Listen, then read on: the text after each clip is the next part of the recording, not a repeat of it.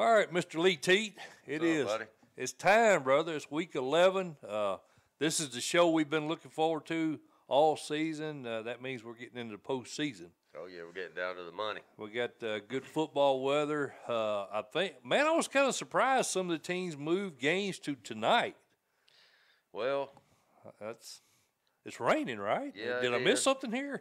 I think maybe, Mike, if you're a 3 or a 4 seed in your region, and you're going to have to go on the road, some of those teams might have benefited from moving that game to the night. So tomorrow night they can go scout the 1 or the 2. That's true, yeah.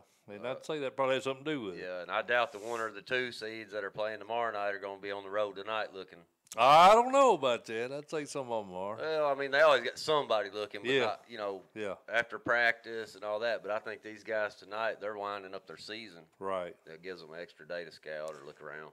Well, there's a lot of big games that are going to have some bearings on how the playoffs go. And, Lee, we're going to go ahead and jump in Class 1A. We'll try to spend about 15 minutes or so on each classification. So, quickly, we'll go to Class 1A in Pod 1. And if you look at that, Lee, you've got Region 1 Cloudland. They'll be playing the Region 2 4 seed. That'll be the loser between Midway and Oliver Springs. Right, and then you got Region 2 2 seed Coalfield going up against a Region 1 3 seed Jellico. And then Region 1 2 seed Hancock County will face Region 2 3 seed, and that'll be the Midway Oliver Springs winner. Gotcha. Then the Region 2 1 seed obviously is Greenback versus a Region 1 4 seed, which is a bye because Unica's ineligible because, ironically, they didn't want to play this same game 2 years ago. So they don't have to, right? So they don't have to again. So. Matter of fact, Lee, I think this is 3 years in a row these two teams were matched up in the first round, and because Unica opted not to make that long drive to get their butt kicked 3 years ago, they hadn't been able to play in the playoffs since then. But I think this is the last season for that postseason man on that squad. This quad pretty much is decided, except for one game, and we'll talk about that game a little bit later, Lee. Midway and Oliver Springs there in Region 2. Region 2, really, really good region with Coalfield and Greenback. This is probably the toughest region in the state, I would say, in 1A. I would think so. And, traditionally Region 2, for the most part, I think dominates Region 1. But Cloudland's playing decent ball right now. Yeah. So it's going to, I think, you want to go ahead and predict it? Yeah, go ahead. Knock it out, brother. This is a pretty tough one here, isn't it? Yeah. That's why I wanted to try Greenback, and some more Greenback coming out of that quad. Yeah, Greenback, no doubt. All right, Lee, let's move on over to Quad 2. Quad 2 will feature a very good Whitwell team. We've seen them this year. Of course, they beat Trousdale County. They beat South Pittsburgh. They beat some really good teams. They're the 1 seed in Region 3. They'll take on 4 seed Clay County in Region 4. Then you got Region 4 2 seed Joe Byrns versus a Region 3 3 seed, which will be the South Pitt Lookout Valley loser. I think that'll be Lookout Valley. I think so. Region 3 2 winner in that game, South Pittsburgh. I'm going to go ahead and say South Pittsburgh. Right. Okay. Yeah. Take on Region 4 3 seed Monterey. Then your Region 4 1 seed Gordonsville will take on Region 3 4 seed Sail Creek. This quad here, Lee, about 4 weeks ago, I had a real tough time with it prior to that South Pittsburgh-Whitwell game. But now South Pittsburgh has to go back and play at Whitwell again. Did they improve a couple of touchdowns since, 3 weeks ago? Buddy, I don't know. I think this is Whitwell's year. Maybe in Quad 2, they will. Do they have to go? The 3 will have to go to 4 in the. Yes, that's correct. Quarters, is that right? In the quarterfinals, that's correct. So I expect Whitwell to have to go to Gordonsville. Yes, that's what I'm looking at right now. Yeah, that or the winner of the South Pitt Whitwell game will exactly. go to Gordonsville. Is the way I feel like that'll roll out. Yeah. Well, actually, no, that's incorrect because if South Pittsburgh's the 2 seed. They would have to play Gordonsville in the second round. That's right. So, and then, of course, you'd have 2 and then the higher seed. If it wound up, and most people expect South Pittsburgh-Whitwell rematch in the 3rd round. In that case, the Whitwell would get the host. So, Whitwell's looking good, man. And then they would host the semifinal game as well because the quad 1 winner would have to travel to them. So Whitwell, if they can win out, they stay at home all the way to Cookville. Okay. Well, that makes it easier because Gordonsville, believe it or not, man, they're playing pretty good right now. Yeah. You know, they've come on lately. Can they beat South Pitt? I don't know, buddy. It'll be a good matchup. But I like Whitwell out of quad 2 right now. Yeah, I do too. But I'm not gonna go ahead and gamble away my life savings or anything, because it is Vic Grider, and he typically has his teams ready for postseason play. But I mean, based on what we know and what we've seen so far this year, I think you'd have to give Whitwell the edge in this quad. Oh yeah, I think so. All right, Lee. Well, let's go ahead and move over to quad 3 in 1A, and looking at that, got a little slant angle here because that little information down at the bottom. People may want to go back and read this. That's the good thing about this, folks, and that's the reason why I'm doing the picture-in-picture here, so you've got the stuff so you can get a visual here. And at any point in time, the good thing about YouTube, Lee, well, you got a pause button. That's so right. If you want to look things over and read what we've got there, you've got that pause to look at. But this 1A quad 3, there's probably a few more things going on in it than the previous 2 quads, because there's some games that are still going to determine playoff seedings now. Region 5 1 seed Cornersville, that's already been determined, Lee. They'll play the Region 6 4 seed, and that will be the Brewston-McEwen winner. Right. Then you got Region 6 2 seed, which will be the Wayne County-Collinwood winner, versus the Region 5, obviously 3 seed, and that's determined already as in Moore County. No, actually, that's when I'm in jeopardy. I went on and put them on there because I put the most, in my opinion, what's the most likely scenario here. So this one isn't set, but I went on and put, if you were an odd maker, this is the way you would expect it to play out. Region 5 2 seed Huntland. Now, if Huntland wins, that's what I'm thinking here, would take on Region 6 3 seed, and that will be the Wayne County Collinwood loser. That is set. Right. The loser of that game. Then you got Region 6 1 in Huntington versus a Region 5 4 seed in Mount Pleasant. And let's assume Huntland beats Richland as they should, Lee.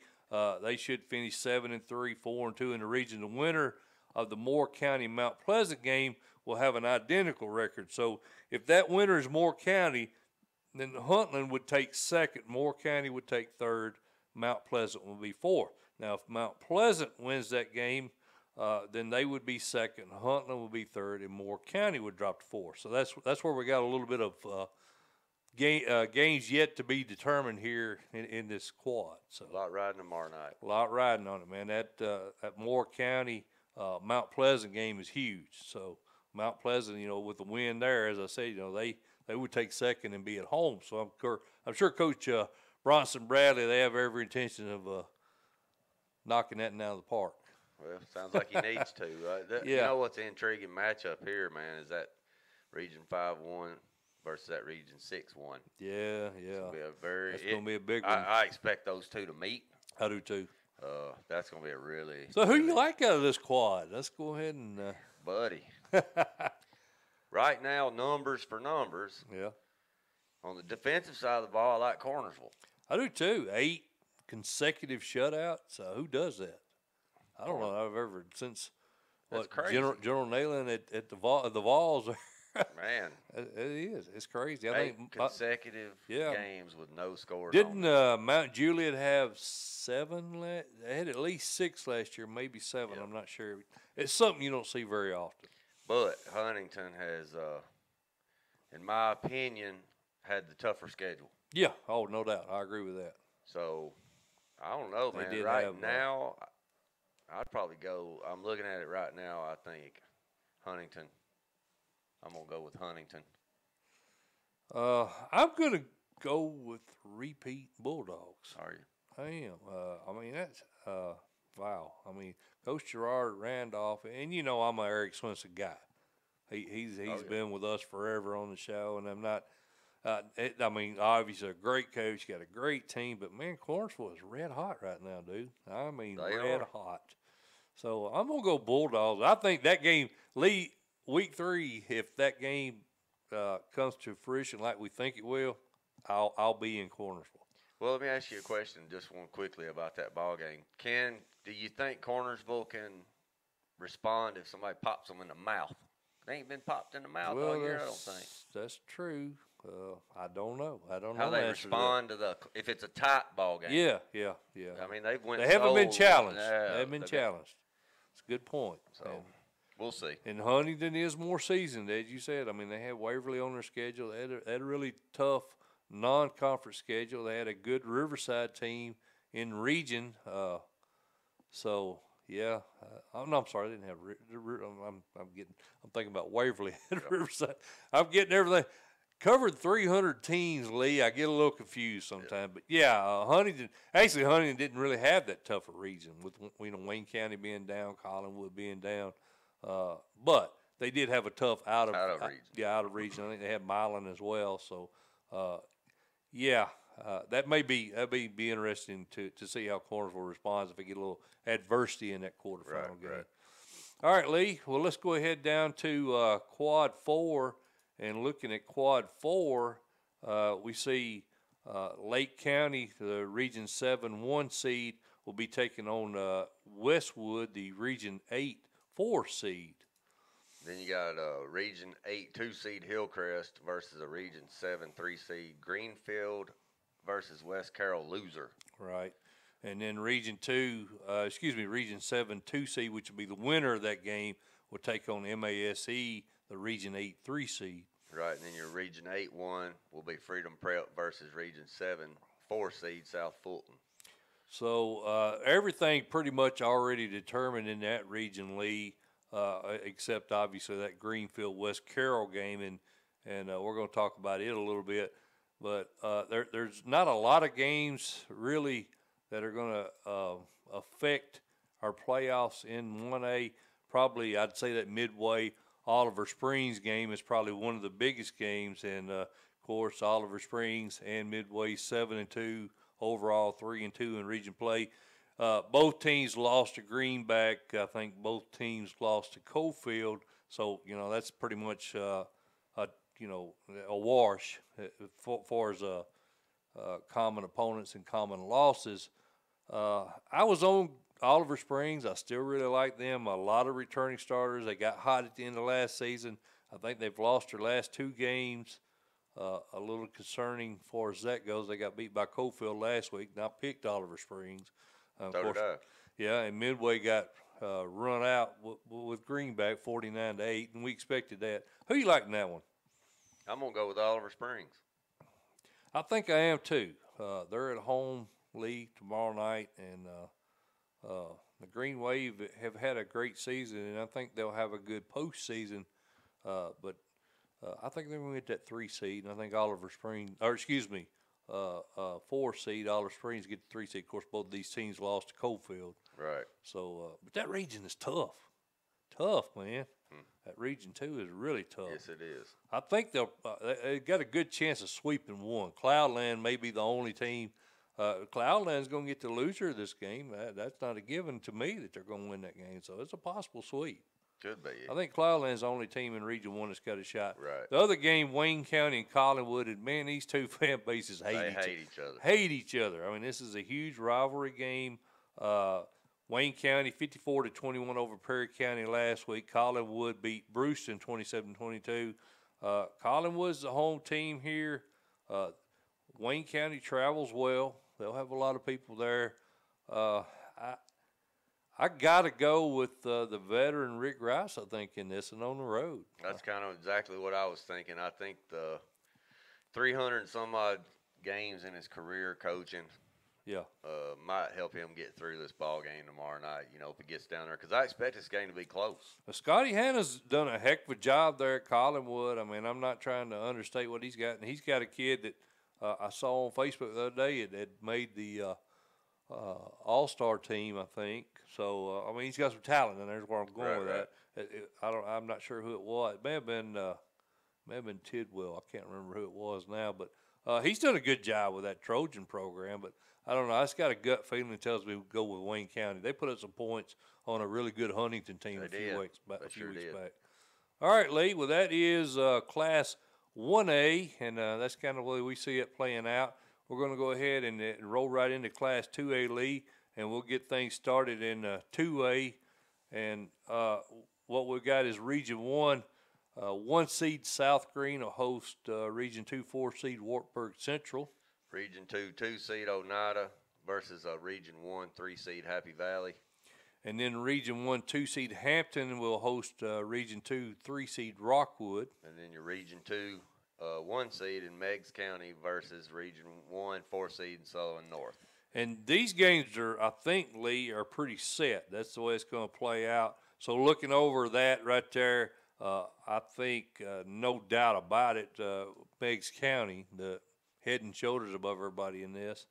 I'd have to agree with that wholeheartedly. I think that Rockwood-Hampton game there could be interesting, and also the Happy Valley-Oneida game. I think the 2 and the 3 seed matchups in this quad are interesting games. Well, I got to stay with Meigs because I've been with them all year. Oh, yeah. In my preseason. No doubt, no doubt. I like Meigs in this quad as well. I think they probably walk.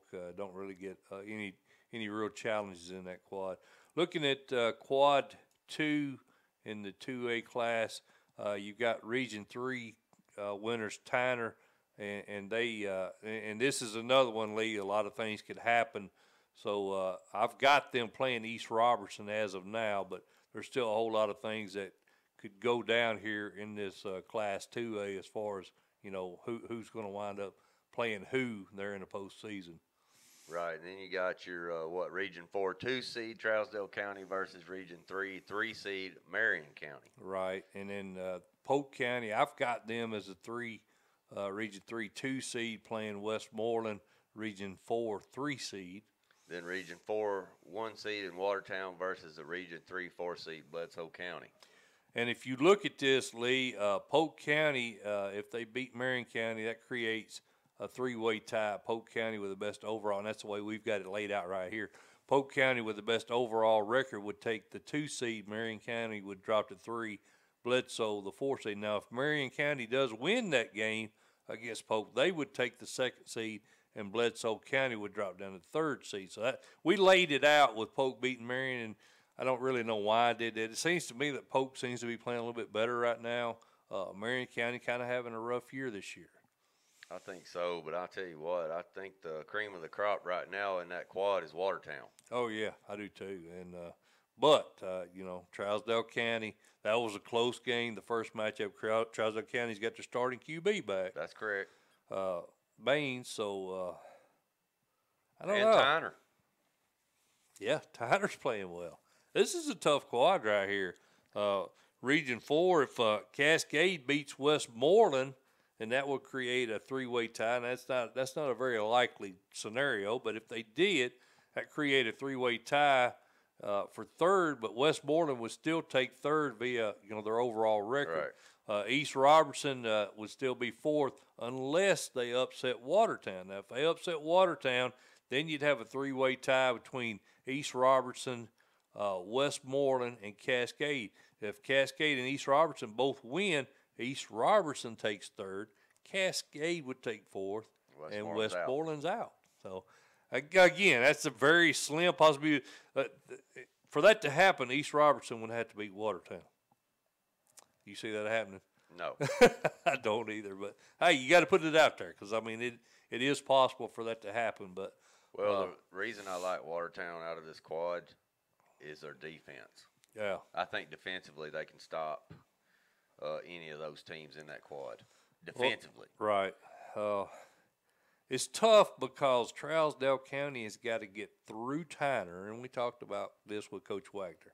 They've got to get through Tyner at Tyner, and then if they win that, in all likelihood, we're assuming Watertown gets through that bottom half. They got to go to Watertown and win in Watertown. Tough road. It's a tough road, man. I really like he can get it. He can do it. He can do it. But it's tough. And I'm telling you, man, we're kind of sleeping on this Tyner team. They're good too. I don't know who I like in this. Just to go against you, I'm going to go ahead and go with Trousdale County. Just so we're on opposite sides here. You know me, I like adversity, so I'll go with Trousdale. You got Watertown in that quad, right? I'm trying to avoid adversity this week, Mike. I've had enough of it. I hear you, brother. Looking at quad 3, Lee, this will be Lewis County the Region 5 champs. Of course, they knocked off Columbia Academy last week. They'll take on the Scotts Hill Houston County winner as the Region 6-4 seed. And you got Region 6 2-seed Riverside versus a Region 5 3-seed in Engleville. That'll be a good match. That's going to be a really good ball game. Yeah, I would like to see that right there.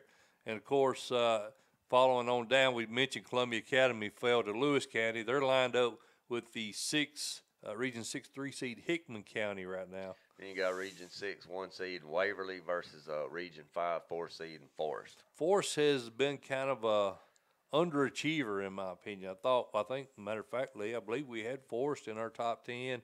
If not, we had them right outside our top 10. If Hickman County was to upset Waverly, that would give Riverside the title. And I don't see that happening, but it is a possibility. Right. That will move Hickman to second, and then Waverly would drop to third. We got to put that scenario out there. I don't see that happening. Who do you like in this quad coming out? I'm going to go, Mike, with probably a Waverly, I think, coming out. As of right now, I would think would be the odds-on favorite. But don't sleep on Riverside. Don't sleep on Riverside. Yeah, I agree with you. Riverside's got a good ball team. Stone Frost has played well. Johnny Frost's son. That's right. Lewis County. Don't sleep on Lewis County. That was a big win over Columbia Academy. It's a good quad. It is Columbia a good Academy, quad. that's a good quad. Good ball games right there, I think. In the first round, you're going to have some good ball games. Well, you know, Lee, the team that I had heading into the season as our preseason number 2 was Waverly. And Waverly's played one hell of a schedule. They have. They had Fairview. They had Huntington. Man, they just probably the toughest 2A schedule, I would say, especially the way they went outside the region to schedule, and then they had Riverside in region. I'm staying with Waverly, man. I think Waverly gets it done. I'm sorry, Coach Lansdale and Coach Sharp. I think you guys have got excellent ball teams, but Waverly's got a couple of kids, and I've been getting some emails and some stats sent to me. I got a couple of contenders. Of course, I got Gavin Stanfield that won the region last year. So they got some really good talent over at Waverly. They just got to play a little bit better defense. Well, I think that probably this year of all years, Waverly, after last year in the playoffs there, I think that was a disappointment to them. Yeah. And a lot of those kids are back this year, and I think they got a little something to prove. So I'm with you on it. I like Waverly coming out of Quad 3, but don't sleep on Riverside, man. They may be the sleeper in that quad, I think. I think that's not a bad pick. Lee, let's go on down to Quad 4. If you look at Quad 4, we've got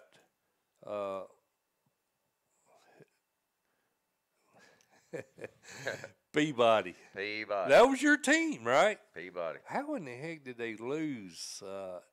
They lost to Gibson County. I didn't. That's probably my biggest shocker. Gibson County is a good team. I'm not saying they're not, but right. Peabody will take on the Region 8 4-seed MAHS. I like Peabody a lot. I do too. They're fast. I know they're the team you're liking to come off of this side of the state. That's right. Go ahead. The Quad 4, the Region 8 2-seed is Mitchell. They're going to be fired up and playing. These aren't set either, That's Lee. right. These aren't set, but we think McKenzie right now. Yeah, I think Region 7-3 McKenzie. Region 7 2-seed Trinity would play Region 8 3-seed Douglas, and we're going to run down all these scenarios. These games aren't set; they'll be decided tomorrow night. Then you got Region 8 1-seed in Fairleigh versus a Region 7 4-seed. When's the last time you would think of 4-seed Union City? Well, I'm fixing to cover that, Lee, because they're not necessarily going to be a 4-seed. And the reason why I say that, Adamsville, they pulled the big upset over Union City last year. This year, McKenzie did it last week. Me and you both missed that one. Wade Comer's team, man, he's they've had it tough. We're going to go over that here in a minute, but they knocked off the Tornadoes. Now, Peabody should win this region. If Gibson County beats McKenzie, then Union City takes second. Jumps to second. And Trinity would be third. Gibson County would be fourth. Now, if McKenzie beats Gibson County, then Trinity beats Lake County. This is like, yeah, you got to have a college degree, which is probably why I've got it wrong. I don't have a college degree, but I think if McKenzie beats Gibson County, Trinity beats Lake County, then Trinity is second, and that's the way we've got it laid out.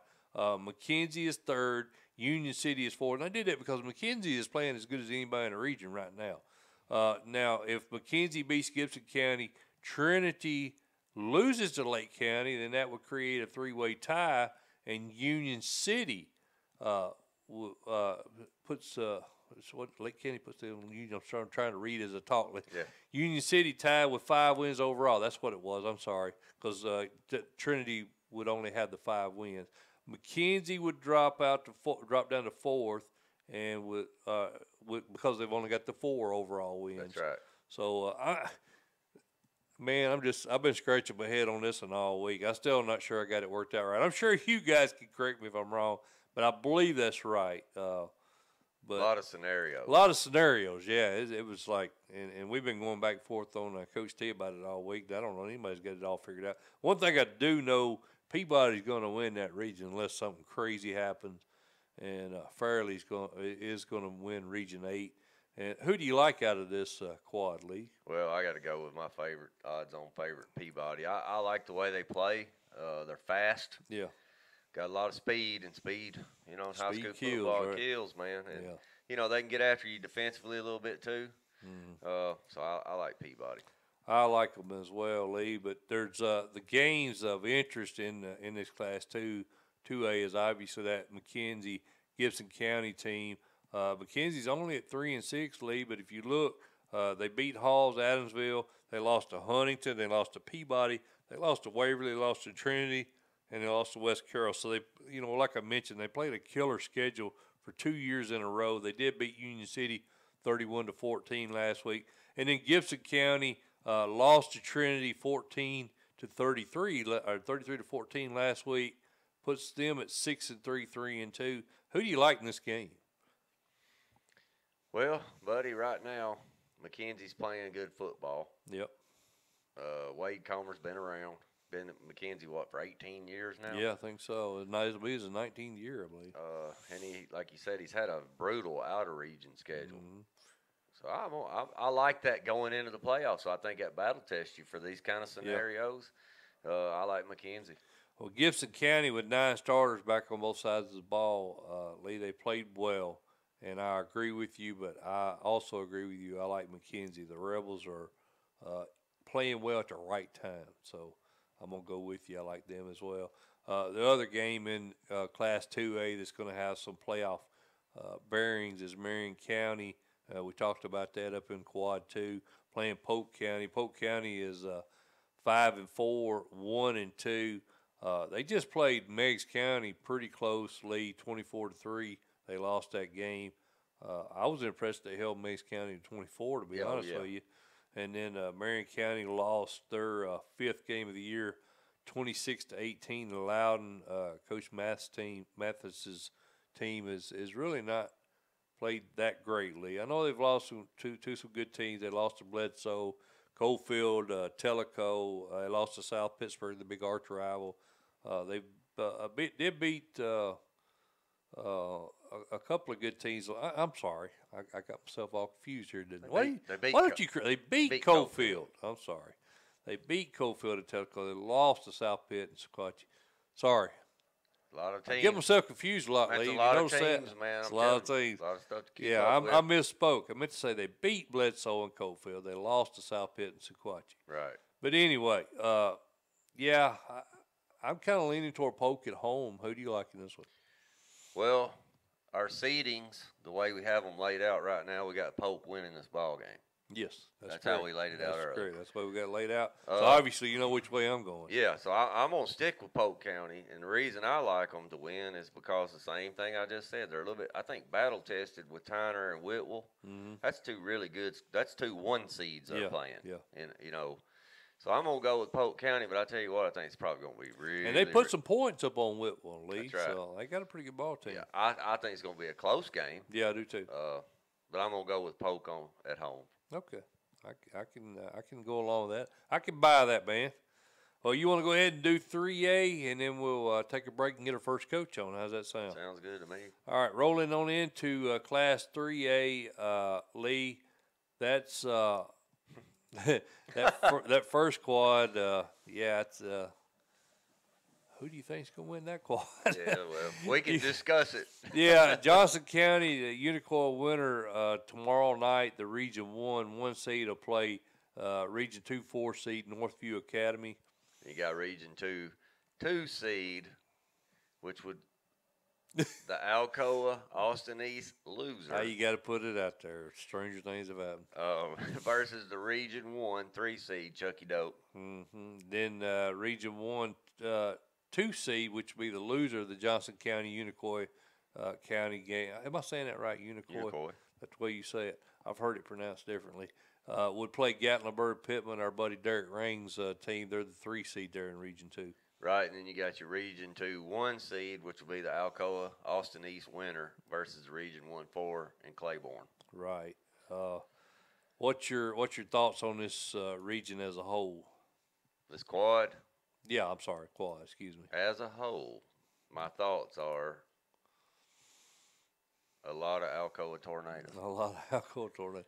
I don't think there's anybody, Lee, in this quad that's going to disrupt Gary Rankin's quest for another state title. I don't either. So we're both in agreement then. Is there really not a lot of discussion needs to be made about quad 1 and 3A? No. Yeah, I agree. Let's move on to quad 2, Lee. And this quad is a little interesting in that you've got an undefeated Red Bank team taking on Smith County, and then that's premise if York wins. If York does not win, that would knock Smith County out of the playoffs, oddly enough. So that remains to be seen. And then you got Region 4 2 seeds, Sequatchie County, Upperman, the Upperman loser of that ball game, versus a Region 3 3 seed Brainerd. And then Signal Mountain, the 2 seed in Region 3, will take on York, the 3 seed in Region 4. Right, and you got Region 4 1 seed, Sequatchie County, Upperman winner, versus a Region 3 4 seed Loudon. And all of this is premised on if Cannon County beat York, then they would take the 4th place. If not, Smith County takes the 4 seed. So York, I think, would be a heavy favorite in that game. But should that upset occur, then Cannon County would take that spot as the 4 seed there in Region 4. Now, Lee, moving into Quad 3, this is an interesting quad right here. As you see, Region 5, a very, very good region. You got Pearl Cone actually beat a really good East Nashville team by a large margin, so they'll be the Region 5 1 seed taking on Cheatham County, the Region 6 4 seed. You got Region 6 2 seed in Camden versus a Region 5 3 seed in Stratford. And we're going to get into this here in a minute, but remember, all this is based on Giles County having to forfeit those games. That's exactly right. That totally disrupted the flow on this region right here. And of course, they lost to Tullahoma. They still had an outside, very slim chance to get in had they beat Tullahoma, but they wasn't able to get past Tullahoma last week. East Nashville, the 2 seed in Region 5, takes on Sycamore, the Region 6 3 seed. Then Region 6 1 seed is Fairview versus a Region 5 4 seed in Whites Creek. Whites Creek just slid in. I believe they've got 1 win, Lee. I don't have it in front of me, but it's not a really it seems to be the theme this year. There's a lot of bad teams that made the playoffs, but it is what it is. Yep, it is what it is. It is what it is. Who you like out of that quad? Out of that quad, Lee, I'd have to go Pearl Cone easily. I kind of feel like they're going to dominate this. And then I like Fairview. Yeah. And I like East Nashville. Pearl Cone, dude, they're on another level right now. They're playing lights out. Well, what about this? Obviously sitting there like it is right now. What about that East Nashville Fairview matchup? That'd be a good one. That'd be a good one there, man. I don't know who I like in that one. Cameron Lusk is playing good. Yeah, he is. And that quarterback that came back this year is playing good. Now, his name's escaping me right now, but he's had a phenomenal year on him. And that's actually freed up Lusk, who had to run behind center last year. That's freed him up to do a lot of other things. That'd be a good ball game. That'd be a good game. That's at Fairview. That might be one we might need to look at maybe in week 2. We've got, a few of them should be interesting. I'll say that would be one of the top games, no doubt. All right, Lee. I'm with you. I like Pearl. You like Pearl also? All right. Well, let's go on to Quad 4, and that's our buddy Marty Wheeler up at Covington. He is the Region 7 champ again, taking on Melrose, the 4 seed. In Region 8-2 seed will be the Raleigh Egypt versus Trezevant winner versus a Region 7-3 South Gibson.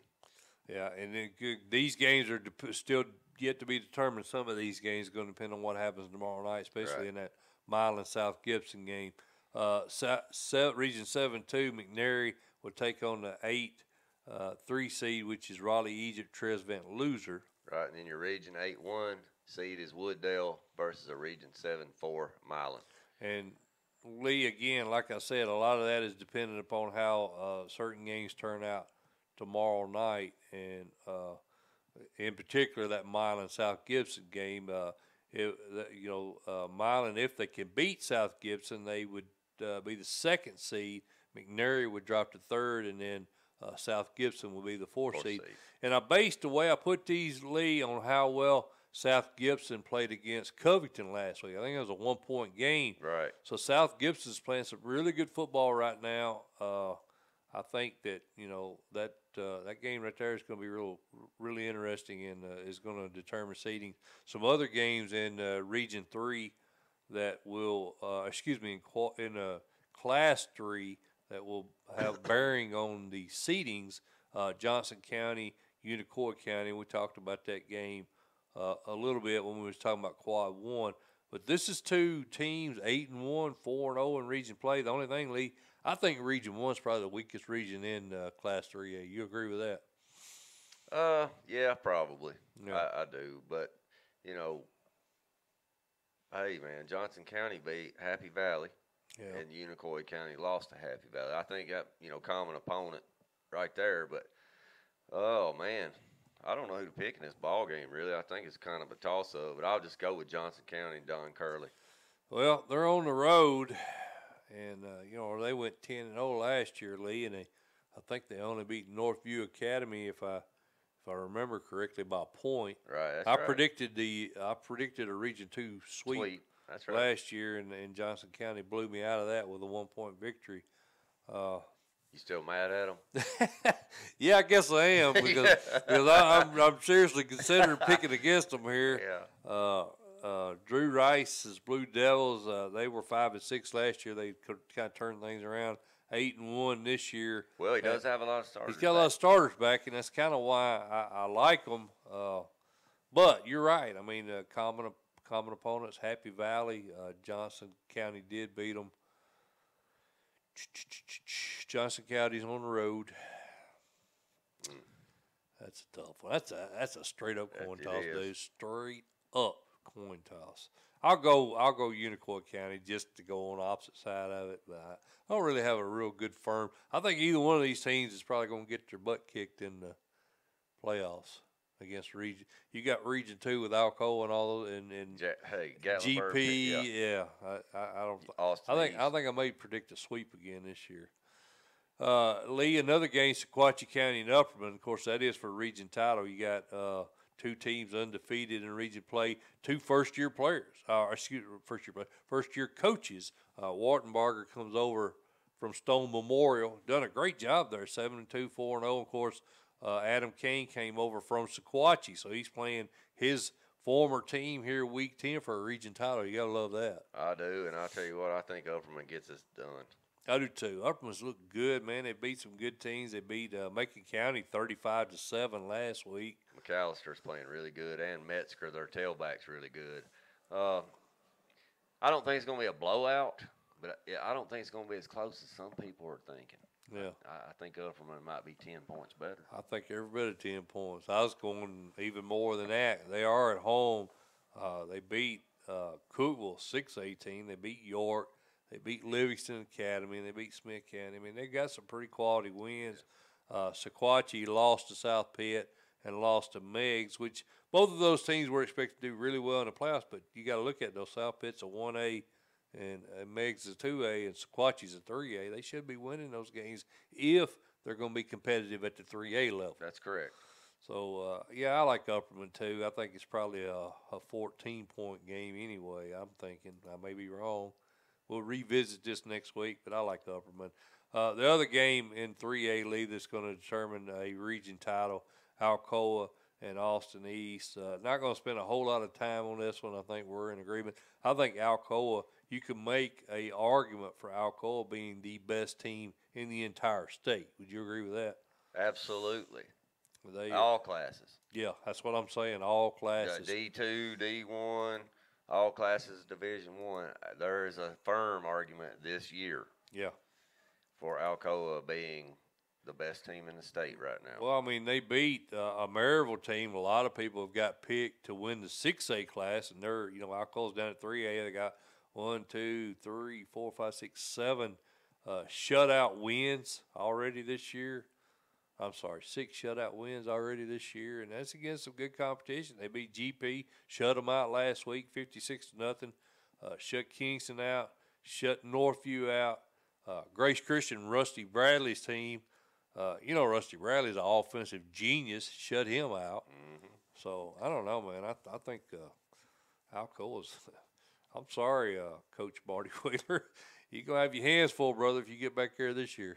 Yeah, man, I'm telling you. You can always tell, too. Coach Rankin knew coming into this season he has a special squad. Yeah. You could just kind of see it in his demeanor, hear it in his voice a little bit, that this is a special team, and I don't see anybody touching them right now. I just don't. I don't either. I think the only team in the whole state, Lee, that has the athletes to stay with them is Pearl Cone. Oh, yes. You're talking about 3A? Yeah, in 3A. Yeah, Pearl. Pearl's athletic enough. Is there any way you don't see that matchup in the state? Would you be shocked? Yeah. I'd be shocked not to see it. Yeah. But does Marty Wheeler, can he do something with Pearl? Well, I think he can. And I love the guy, and I think he just flat out, he caught him off guard last year. And I'm not saying that disrespectful, because I think he can outcoach most of the coaches in the state. So I'm not saying anything disrespectful toward him, but I think majority of people in the know would tell you, kid for kid, athlete for athlete. Oh, yeah. Pearl Cone by far had them out athleted. Well, and they do this year too. I agree, but that system that Coach Wheeler runs sometimes nullifies your athleticism. That's true. Yeah. You got to be disciplined to play against that offense. Right. And athleticism, sometimes you just relying on your athleticism. And you can't necessarily against his offense. You're exactly right. You got to be disciplined. You got to have a good game plan coming in. But yes, I think that we talked to about being the hunted and being a hunter, and he was the hunter last year, and he's role reversal this year. Everybody's looking for Covington this year, so he's not going to sneak up on anybody this year. I agree. I wouldn't be surprised, like I said, if it's Pearl and Alcoa. I think that's everybody's odds-on favorites. Yeah. But I think that was our preseason picks. Remember? Yeah, I think the one team that could slip in there, maybe upset that is Coach Wheeler. Yeah. Covington. I agree. All right, Lee, let's take a break. We got Coach Trey Perry, Mount Juliet. Let's try that. Mount Juliet's head coach on the other side of the break with us. Mike Moulder and Lee Teat. This is the Friday main event, and we'll be back after this. Hello, Friday main event followers. This is Mike Moulder, and this is week 11. We've made it last week of the regular season. Appreciate you guys staying with us all year. This week's show, we're going to pretty much focus on playoff projections. Some teams have already made the postseason. Some are still fighting to get in. We're going to cover every scenario. 1A through 6A will tell you what teams are in, what teams need to do to get in, and by the end of the show, you should have a pretty good idea of where your team's at as far as postseason goes. I know this is going to be a segregated show, and what I mean by that, the 1A teams and fan base are probably not going to be real interested in 4A, 5A, and whatnot. So for that reason, we'll cover 1A this in the first segment, 2A second segment, 3A in the third segment, and then we're going to break it up a little bit. I'll have Mount Juliet head coach Trey Perry on with us at 6:45. We'll follow that with Maplewood head coach Arcente Broom. We'll have him on at 7 o'clock. Both of these teams are playing for a region title tomorrow night, so this is big games for both of those programs. We'll pick back up with playoff projections. 4A at 7:15. Excuse me, 7:30. We'll have 5A and then 7:45 we'll pick up 6A. Kind of give you the format of the show. Again, I'm sure that if your class is not being discussed, it's probably not going to be a portion of the show that you're interested in. Unless you're like us, you're diehard fans, you may want to watch it all the way through. But at any rate, you've got an idea of when your team will be discussed by me telling you the format for this week. CoachT.com, our sponsor every week. We appreciate Coach T, Mike Mulder, and Lee Teat. We appreciate you guys tuning in all week. This is the Friday main event, and we'll get you back to the show now.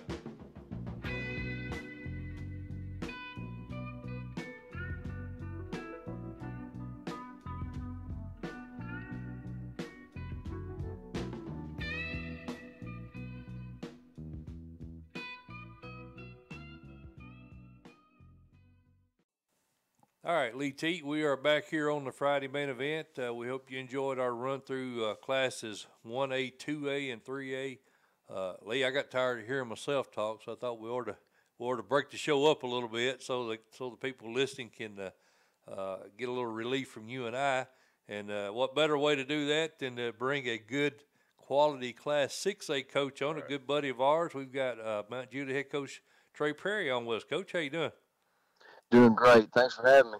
We appreciate you doing it, buddy. And I know you guys, you switched to that wing tee this season. It looks as though you kids have bought into the scheme. I think you're averaging 40 points a game with that stingy Bear defense, only giving up 4. I think you've had 4 shutouts in 9 games. How does this team compare to that team you had last year that went undefeated? I think it's similar in some respects and then totally different in others. Obviously, all of them kind of put their own stamp on their own team, but I would say a lot of what we've done this year, and I made this comment today, I had similar question asked. There's so much you can control with the teams that you're playing, but this year's schedule was more like what I thought it would be when we first organized it. The teams on this year's schedule were better than what we had faced last year. And so what that does is that gets you into certain situations that you know you're going to see in big games and you know that you're going to see in playoffs. And we've gotten into more of those this year. I think our region as a whole is much improved over a year ago. And, I would be remiss if I didn't talk about last year's team, though. We obviously had an unbelievable regular season and didn't get it done in the first round of the playoffs. And I think with that, it's a great senior class that was outgoing. There's some guys playing on Saturdays right now, which was no big shock to me and the coaching staff and people that support Mount Juliet football. But I think what happened with that loss is immediately in late November, early December, we began a checks and balances system at Mount Juliet High School, and we've been on that ever since. Just trying to make sure that hopefully that doesn't repeat itself. Well, Coach, speaking of big ball games, you guys are 9-0, but still haven't secured that region title, as you got a very good Hendersonville squad who's also undefeated in region play coming to town tomorrow night. Talk a little bit about this matchup. Well, the first thing that I would say about Hendersonville, and it would be the biggest compliment that I can give, because I grew up in Sumner County. I know Hendersonville football. I've always respected the program, from Dwayne Alexander to Robert Lasser to Bruce Hatfield and now to Coach Beasley. And what you see in that transition from Coach Hatfield to Coach Beasley is you see a lot of the same things in the process. And like I said, that's my compliment, because I thought Coach Hatfield did it right. This team's very physical. It's a team that when they're on schedule on offense, that they can score and they can take a while to do it, which means your offense is not on the field. Hendersonville's always extremely well coached in the special teams area. They always have great specialists. This year is no different. And I think if I were to say something more globally from a state standpoint, I think it would maybe resonate a little more. Hendersonville played Blackman week 1, and that was a loss for them. But late in that football game, I think maybe somewhere in the third quarter, Hendersonville had the ball in Blackman's red zone. I think they were down 14-10 or something like Right. that. That's Went right. for it on a short 4th and 1 and came up a little short. And then Blackman flipped it and went 80 yards on the next play. But it just tells you that that Hendersonville's a measuring stick in 6A this year. I agree, Coach, and you kind of touched on this a little bit, but I think your region, Region 4, is a lot more balanced this year. Lebanon, Wilson Central, they both played you guys pretty close. And then you mentioned, what a great job James Beasley's doing there at Hendersonville. What surprised me as much as anything, they had Sam Hart there at Lebanon, and everybody thought he was going to be the savior, come in there and get that program in the right direction. But, man, Chuck Gentry's done a heck of a job over at Lebanon. Are you kind of surprised at how quick, he's got that program turned around? I'm not, but I'm fortunate because I've known Coach Gentry for a while, and I know what he's about. I know, where he studied and what he's learned, and from his stops along the way, and out from Smith County to Cookville, and now at Lebanon, and Coach Gentry's. I think he gets it from the standpoint that at Lebanon High School and a lot of schools like this, a lot of community schools, that are bigger schools, but they're still tradition-based community schools. You've got to go out and do those things in the off season that's necessary to win your people over first. And he did that immediately. You got to have an administration that'll back you on certain things. I think Scott Walters does a good job at Lebanon High School. He was a former Mount Jude assistant principal. And I think you got to build your staff, and Mr. Walters and company let Coach Gentry get a great staff in there, and they've had athletes, but and so this year's no exception on that. But Lebanon is no fluke. They are a really, really good football team, and they're going to be a tough out in the playoffs. Yes, sir. We're speaking by phone with Mount Judah head coach Trey Perry here on the Friday main event. Well, Coach Perry, we touched on the wing team offense there briefly. And I know there were some growing pains maybe a little bit at first, as there always are when you're changing schemes around. Got a question for you here. How much was your dad, the old veteran Roger Perry, involved in helping you make this change? Did you get some advice from him when you were deciding to do this? Well, I'm glad you asked me this question because this is probably an interesting tidbit that you may or may not know. Dad actually, and now you guys know him, so this will come as no shock, but he went into retirement in the summer, and then made the decision real quickly that wasn't for him. And what a surprise! Well, big shocker, right? And yeah. So he moved. He moved into the Trezevant County area, but that allowed him to get a job over the state line at Greenwood High School. Okay. And he is currently right now, at believe it or not, at Portland High School coaching a freshman football game for Greenwood. Did not know that. And so and I would assume I don't think I have to ask, but I would assume they're running some version of the wing too. I don't think he doesn't have a lot of numbers, but it's football to Dad, so it's a fix, and he's getting it. So we talked a lot. Zach White's our offensive coordinator, and Zach actually has a lot of background with really Dad's tree in the fact that Mike Duncan, that was under Dad, and was a great offensive coordinator that we brought with us to Mount Juliet, had talked to Zach some when he was first coaching at the middle school, and then Zach went to be the offensive coordinator at Wilson Central, did a great job, and it was Zach's idea. I want to give him the credit for it because in December he brought it up, and we talked about it from a personnel standpoint. Right. I'm fortunate because when a guy like that brings it up and he's already got a digital playbook ready to look at, it gives you a lot of visual structure to what we wanted to get accomplished, and it's been a good decision. Yeah, no doubt. Well, Coach, you got juniors Reggie Grimes and Malik Bowen. I think both of those kids, if I remember right, they are top 10 recruits in that 2020 class. How have those kids looked and played for you so far this year?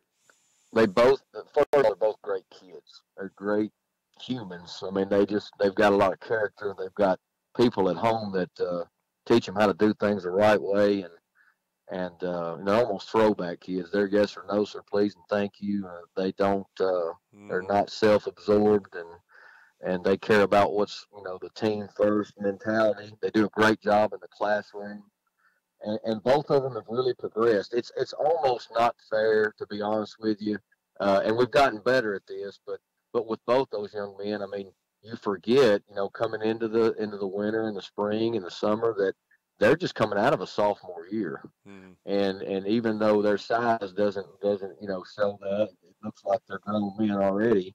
There's still things to learn and grow, and they take that in stride, and I think they've gotten better every week. Good. Well, Coach, I think one of the kids that's speaking of thriving is Alvin Mixon. I think he's been able to keep the defenses that you've been facing honest by mixing in some pass with the run-oriented offense. How important has he been to your success this season on the offensive side of the ball?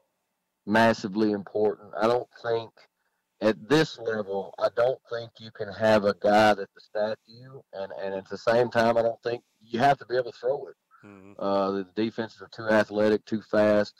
Coaches are too good with schemes, and you're exactly right. We got into a few situations this year, obviously, with our run game, and where people are going to stack the box, and Alvin's been able to do it more than one way. I mean, obviously, we got a guy we can throw to in Malik Bowen, and several good receivers out of our backfield as well. But we've got a big target 2020 tight end Sage Barner that's starting to get a lot of attention. But but Alvin's I'm very proud of Alvin, because Alvin would tell you he's a receiver at heart, and he's a great one. He'll probably play that at the next level. But he's also a team first guy, and we needed him to do this. And again, he's still getting better, and it's good to see. I know Michael Rutland had a big week for you guys against Station Camp, had a couple of rushing TDs. Who's probably been the main ball carrier for the Golden Bears this season?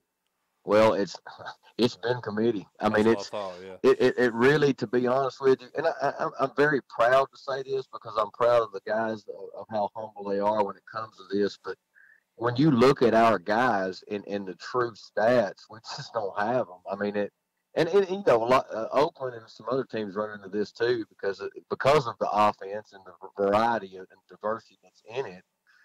There are nights where people like Michael Rutland will have 4 carries, but he'll be averaging 25 yards a touch, and like you said the other night, scored 2 touchdowns. I want to say this about Michael, and a lot of people that are around here already know this. And when I say this, it's a very weighted statement, but he can handle it. He's the best complete football player that I've ever coached. Wow, that's a big statement there. Yes, sir, and I include my time as an assistant on that. But I say that having coached a lot of great football players, but Michael Rutland is the most complete football player I've ever been around. I've never seen a kid practice like he practices. And if somebody is listening tonight at the collegiate level can get over the fact that he's 5'9", he can lock down anybody, and he needs to be on somebody's roster next year. There you go. We're speaking with Mount Judah head coach Trey Perry here on the Friday Men event. Well, Coach, all season, I think everybody's asked us and asking the question, will it be Oakland or Maryville that represents the East this year in Cookeville in 6A football? And if I'm you and I got a team that's won 19 of their last 20 games, that's probably putting a little bit of a chip on my shoulder. Are you guys happy to stay under the radar as we're entering postseason? 100%. I mean, seriously. That's one of them questions we knew the answer before we asked it. That's about as honest as you'll get. But I will elaborate and say that, like I said, here's the deal. High school football, you're going to either be peeling somebody off the field that's in defeat in the playoffs, or one team's going to take home a gold trophy at the end of the thing. And last year we were the former, not the latter. And it was really disheartening, because the team had played so good for so long, and the story with the shutouts and all that. But here's what we did. When I talked about the checks and balances earlier, we came up with a theme, and it's just an acronym, OAE, and it stands for obligated, accountable, and expected. There you go. And when we go through it, we talk about our obligation to be the program that we're designed to be, the accountability for each and every day, and for each and every member of our football team, our coaching staff, and then the expectation is where we get to what you're talking about. And it is an expectation that we'll have an opportunity to be able to play with those teams. But, the coach speak, Emmy's going to tell you this, tomorrow night is massive, because Oh, yeah. if we win that football game, it gives us better opportunities to host those teams down the road. Absolutely. That's right. Well, Coach Perry, buddy, I appreciate you jumping on with us, man. It's always great catching up with you. And please, by all means, be sure and tell your dad we said hello. I'll do it, guys. I appreciate everything you guys do for high school football, and it's great to talk to you. And love to do it again sometime. Absolutely. We'll definitely do it, Coach. Good luck to you tomorrow night, buddy. Thank you. All right. Thanks, See you, Coach. See you later. All right, Lee. Trey Perry. He's always a good one to talk to, man. I like Coach Perry a lot. He runs a good program up there. I know he's not happy with the results from last season. As you know, he mentioned they got the checks and balances in order. Something they talked about back in December. I think that's a good idea because I know he expected to go a lot further last year. Well, he should have, but I tell you one thing, I've said this before. I'm a player. I like to look at players and kind of assess them and stuff. And Coach Perry in the 6A ranks in Middle Tennessee probably puts as many, if not more than anybody, into the next level. Mm-hmm. He's blessed with some athleticism over there in that area, but he does a good job of coaching them kids. He does. And they go at the next level, and a lot of them, majority of them go into the next level and perform. Mm-hmm. So I was a little surprised by the Michael Rutland comment. That's the most complete football player he's ever coached. Of course, I don't know anything about the kid, but I mean that speaks volumes of what his opinion is of that kid. Well, he obviously thinks highly of him. He does say that because he's put, like I said, he's had some good ones, hasn't he? Yes, sir. All right, Lee. Well, let's take a quick break here. We've got our Sente Broom, Maplewood's head coach, coming up after the break. Those guys have got a huge game on their hands tomorrow night as Tullahoma heads in. So we'll get him on the phone, and we'll be back right after this. Hello, Friday Main Event followers. This is Mike Motor, and this is Week 11. We've made it last week of the regular season. Appreciate you guys staying with us all year. This week's show, we're going to pretty much focus on playoff projections. Some teams have already made the postseason. Some are still fighting to get in. We're going to cover every scenario. 1A through 6A will tell you what teams are in, what teams need to do to get in, and by the end of the show, you should have a pretty good idea of where your team's at as far as postseason goes. I know this is going to be a segregated show, and what I mean by that, the 1A teams and fan base are probably not going to be real interested in 4A, 5A, and whatnot. So for that reason, we'll cover 1A this in the first segment, 2A second segment, 3A in the third segment, and then we're going to break it up a little bit. I'll have Mount Juliet head coach Trey Perry on with us at 6:45. We'll follow that with Maplewood head coach or Sente Broom. We'll have him on at 7 o'clock.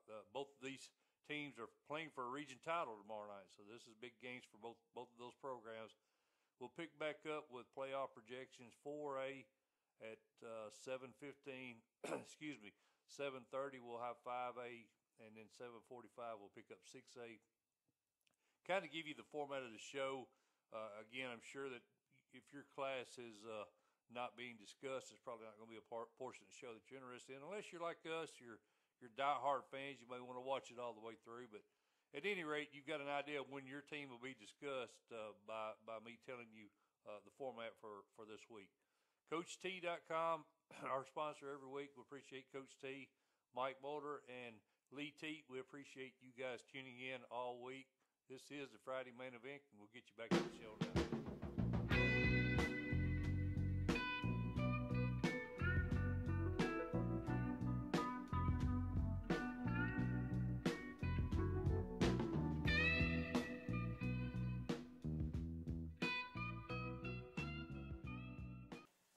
All right, Lee, back here on the Friday Main Event, we've been talking high school football playoff projections.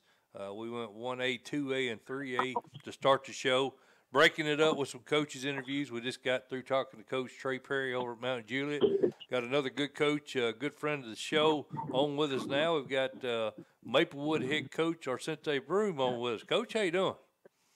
I'm doing good. How you guys doing? Oh, man, I couldn't be better, Coach. I'm going to go ahead and give my listeners a little background here. Coach Broom, he began his coaching career back in 1999 at Stratford after he concluded his playing career at TSU. Coached 8 seasons at McGavick. I think 6 of those as head coach. Prior to and then you took over the Maplewood program 2010. You guys reached the semifinals that year, made it to the finals against Greenville in 2011. You're 97-73 overall, 66-41 at Maplewood. And Coach, you're 3 wins shy of that 100-win mark. Been a pretty wild journey, hasn't it? Yeah, you know what? I didn't even know that. I had no idea it was 97 wins, you know. But it's been a wild ride. It's been enjoyable, though, you know. The guys I'm coaching, man, they've been with me, and you know, here at Maplewood, we kind of been up and down a little bit. First got there, we shot out the gate. We had a few down years in the middle, but these last three years, we kind of put some things together. And these guys that are seniors this year, they put the work in. So yeah, it's been a nice little ride. Been a wild one, but it's been nice. Well, Coach Broom, as we mentioned, you've had some great football teams in the past. How do you feel this year's team matches up with that 2011 team that reached the title game? You know what? The kids ask me that all the time.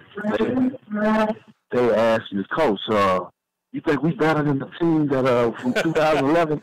and you know what? I tell them all the time, like, look, guys, completely different teams, completely different offense, and it was just, I mean, we were 97% run. I think athletically they match up. I think back then I had some guys, man, that at, you know, football IQ might have been a tad bit higher, but a lot of these kids have learned the game of football as they've come along. Some of them started as sophomores, and they were like baby cubs thrown out to the wolves, and you know, they had to go through that fire a little bit. Those guys I had when they first got there, man, some of those guys were almost grown men when they were sophomores, and you could tell. I mean, so it as far as just matching up wise, I think athletically we do across the board, because we've got position for position, we've got some guys that can get after it right now. And then too, like I said, what we're doing offensively, if we were doing some of that same stuff back then, putting a guy like Ladarius Van Leer in the slot and just throwing it out there to him, letting him work, man, I mean, who could stop that? So. Well, Coach, Marshall County, it was kind of a thorn in your side last year. They beat you in the regular season. Of course, they knocked you guys out of the playoffs. You got a little revenge on them there in Week 5, victory over the Tigers. You also avenged 2 other losses, beat 2 of your former teams, McGavick and Stratford, 2 teams that got you last year. Do you personally feel which of those wins was personally more gratifying for you this season? You know what?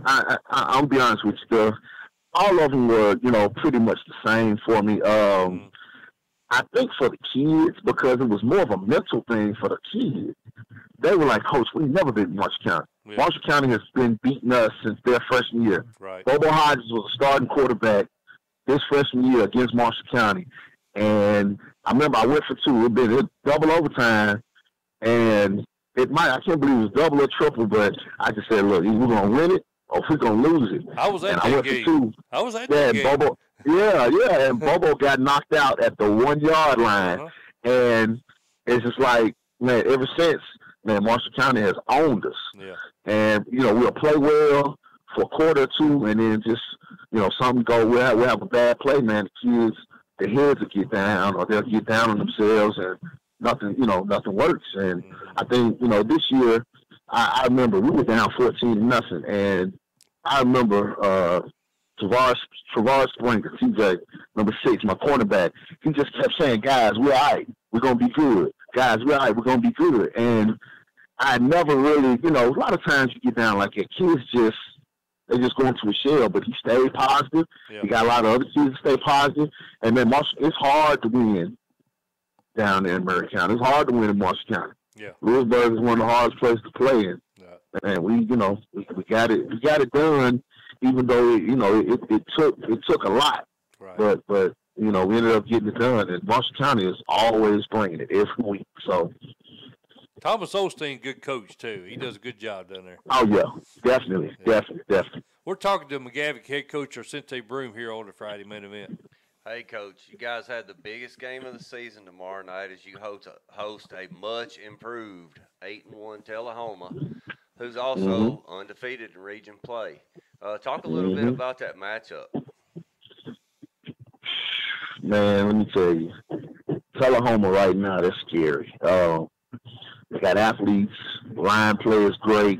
Defensively, they get after it. Number 52, I don't know his name. He wears a neck roll like Brian Cox, and he is a monster. He was a monster against us last year. It's like nobody can block him, and I just, right now, Tullahoma, man, they do a lot of things that are hard to stop, and our biggest deal is trying to stop number 9, man. He's a bully out there. I watched him run over kids and make kids miss, and just he's a guy that's gonna fight for that extra yard. And I think for us, a lot of things have to happen for us is, no mistakes as far as turning the ball over, sides, those type of penalties. We gotta maintain those things and take care of the football. And then to execute, man, not have any down plays where we're missing assignments, guys going the wrong way, things like that. It's week 10 and everything, you think everything everybody should be on the same page, and, everybody should have that one goal in mind to be focused. But, you're always dealing with kids 14, 15, 16, 17 years old, so it's the biggest deal. Well, Coach, it's funny you say Cox. I just had to check on that.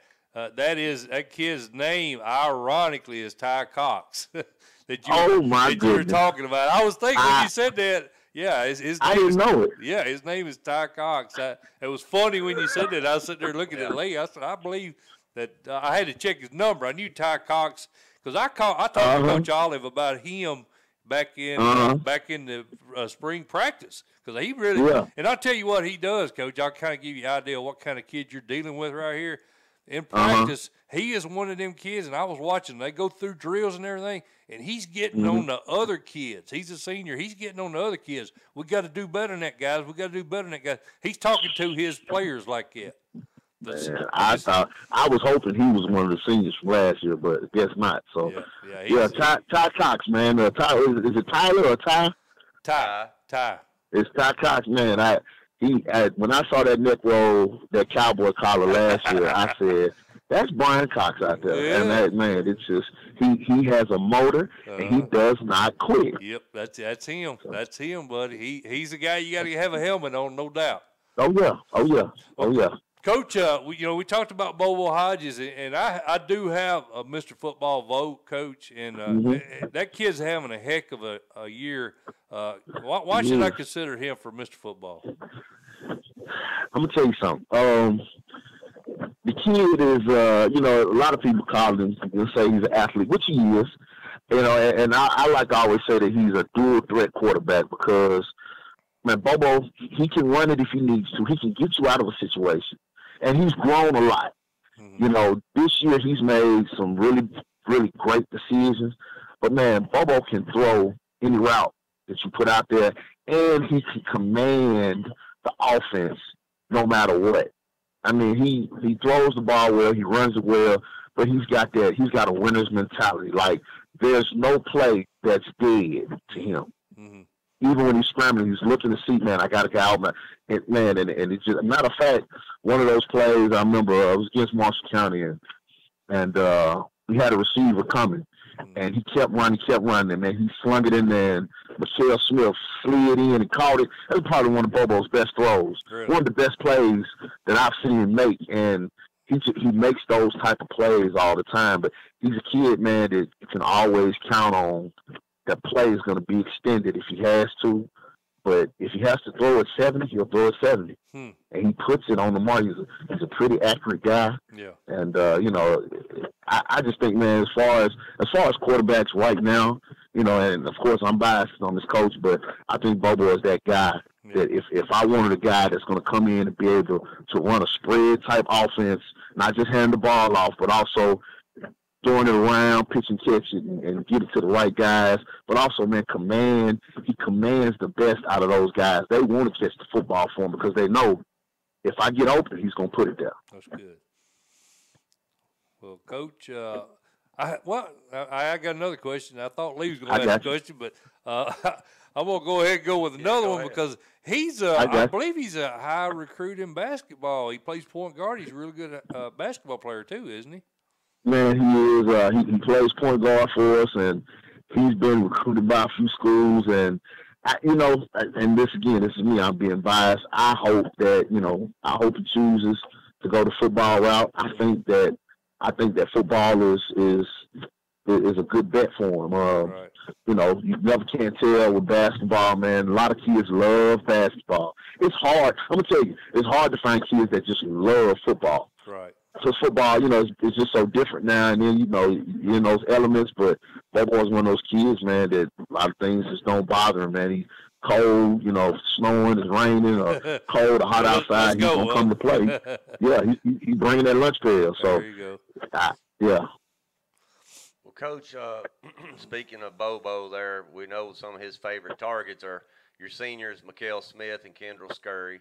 And, of course, Scurry transfers in over there from Independence in the offseason. Yeah. How big of an addition has he been for you guys? You know what? I'm going to tell you something. Like, and this is the thing I used to say to a lot of people. Everybody was, Maplewood was the buzz, man. Kendall Scurry transferred from Independence to Maplewood.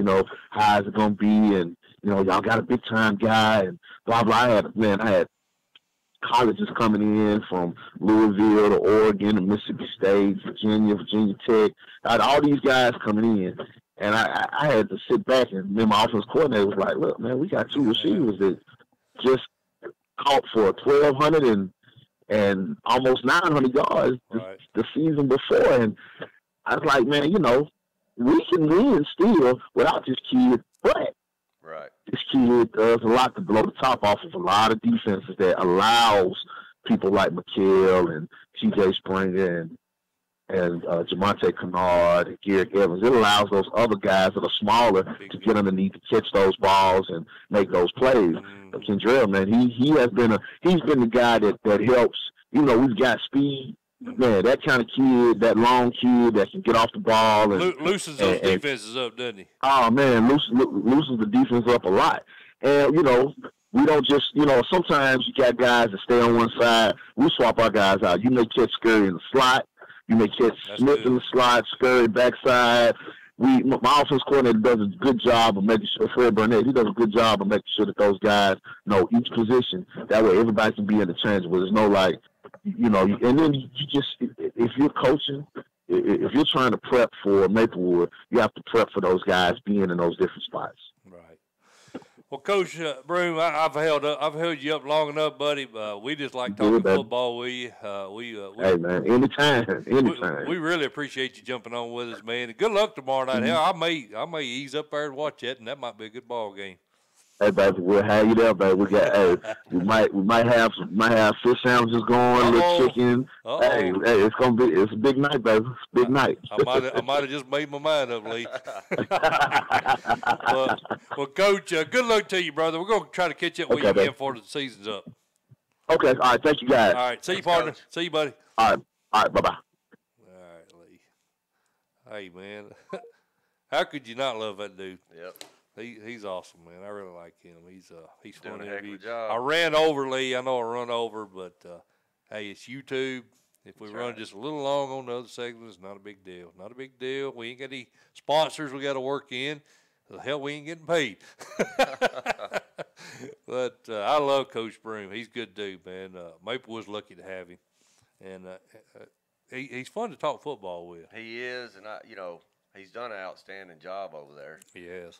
So I fully expect him to, tomorrow night's matchup's big, buddy. Yeah, it's going to be a good ball game. Well, Lee, let's jump back into playoff discussion, and let's jump in with quad that you and I got to see probably the two best teams in that quad, and we're talking Class 4A, Quad 1. You and I went to Greenville, took in a game. That's probably one of the favorite places I've ever been to watch a football game. I mean, that place was packed, man. There was not an empty seat in the place. Greenville, the number 1 seed, they'll be taking on the East Hamilton Howard loser, which is a 4 seed in Region 2. All right, and then you got your Region 2 seed in Chat Central, Chattanooga Central versus Region 1, 3-seeded Sullivan South. And, of course, Elizabethton lost that game that we saw, Lee. That knocked them down to the 2 seed. They'll take on the East Hamilton Howard winner, which is a 3 seed in Region 2. And then your Region 2 1 seed will be Anderson County. And your Region 1 4 seed is a Unicoi County Granger winner. Who you like in this quad, Mr. Cheat? I like Greenville, obviously, to come out of the quad, but a game that kind of intrigues me is the Anderson County Elizabethton game. Yeah, me too. Some good players going at it. That quad has 3 solid quarterbacks. 3 teams, I think, that could probably win a state title if the other 2 wasn't in this class. That's exactly right. In other words, I'm saying I think the 3 top teams in the state are in this quad. Definitely. And I'm not taking anything away from Coach Byrns' Maplewood team. I think they're going to be a contender. I think Tullahoma's going to be a contender. Correct. Coming out of Quad 2. Nolan's was playing good now. There's some good teams over there, but I just think top to bottom, well, I say top to bottom, top to 3, top to 1, 2, and 3. This is a tough quad. Well, the thing about, we just talked to Maplewood's head coach is Bobo Hodges is an outstanding quarterback. Yeah. If you put Bobo Hodges on this Greenville, this Elizabeth, and this Anderson County team, I think his numbers are as good as these guys. I really do.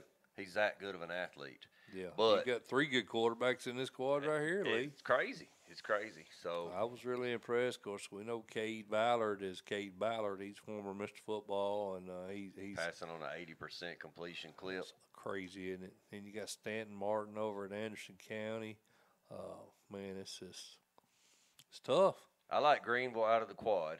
I like obviously. Greenville out of the quad. But that the Anderson County and Elizabethton game is that's going to be a really good ball game. It's going to be a good game. I don't really know who to pick out of that game right there right now.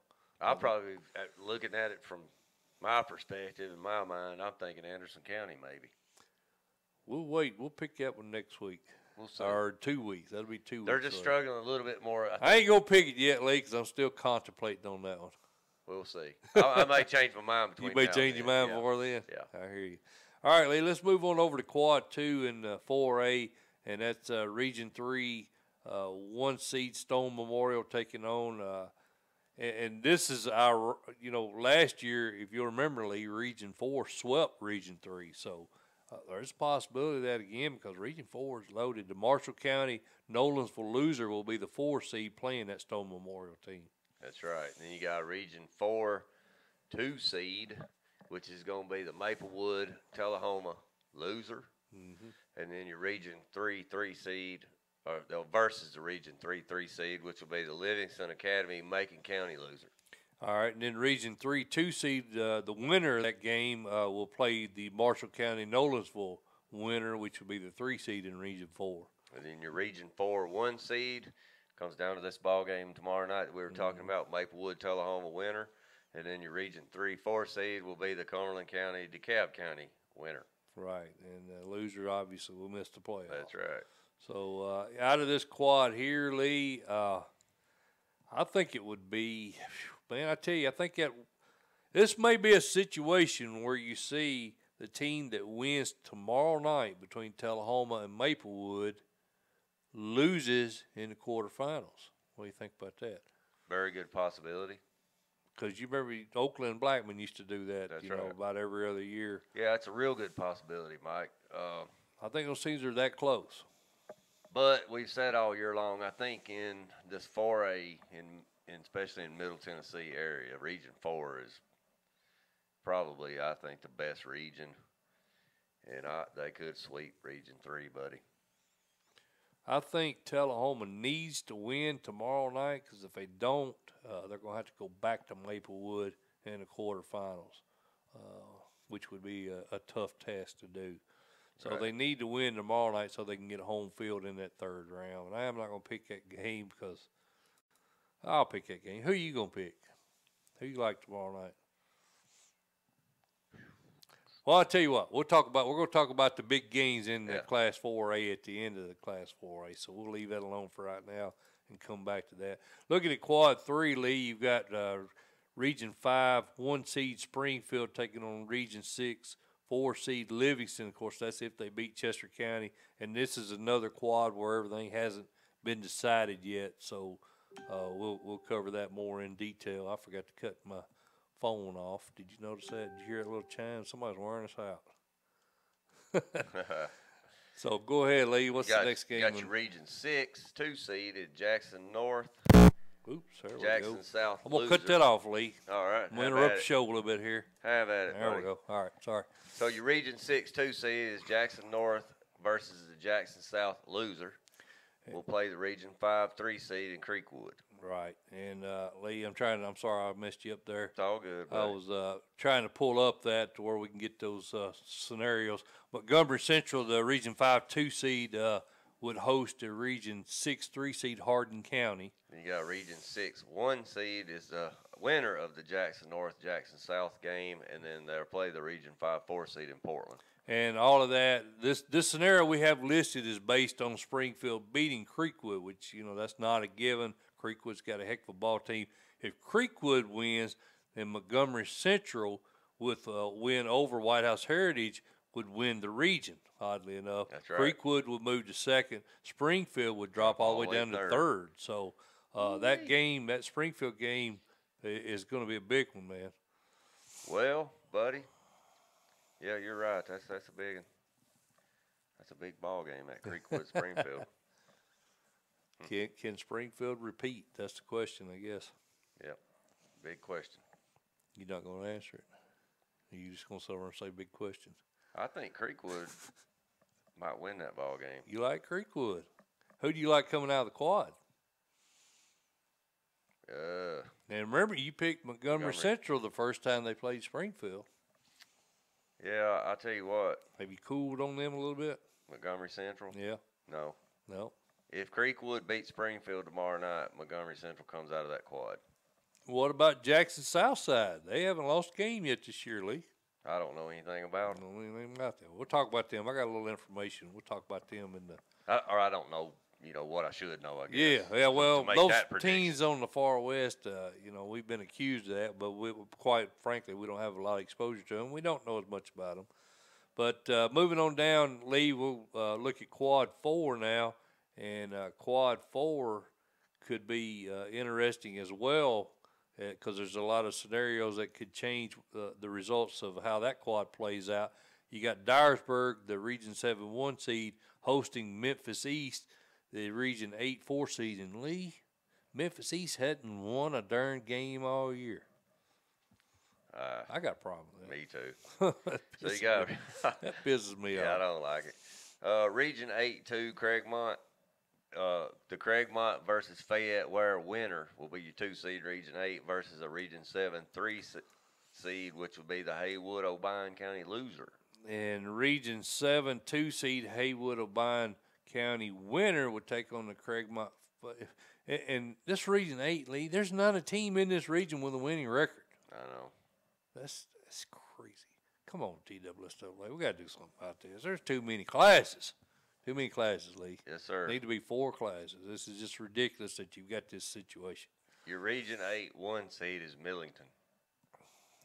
Yeah, at 3 and 6 right now. Sitting at 3 and 6. Sitting at 3 and 6, 1 seed. And then your Region 7 versus Region 7 4 Crockett County. Yeah.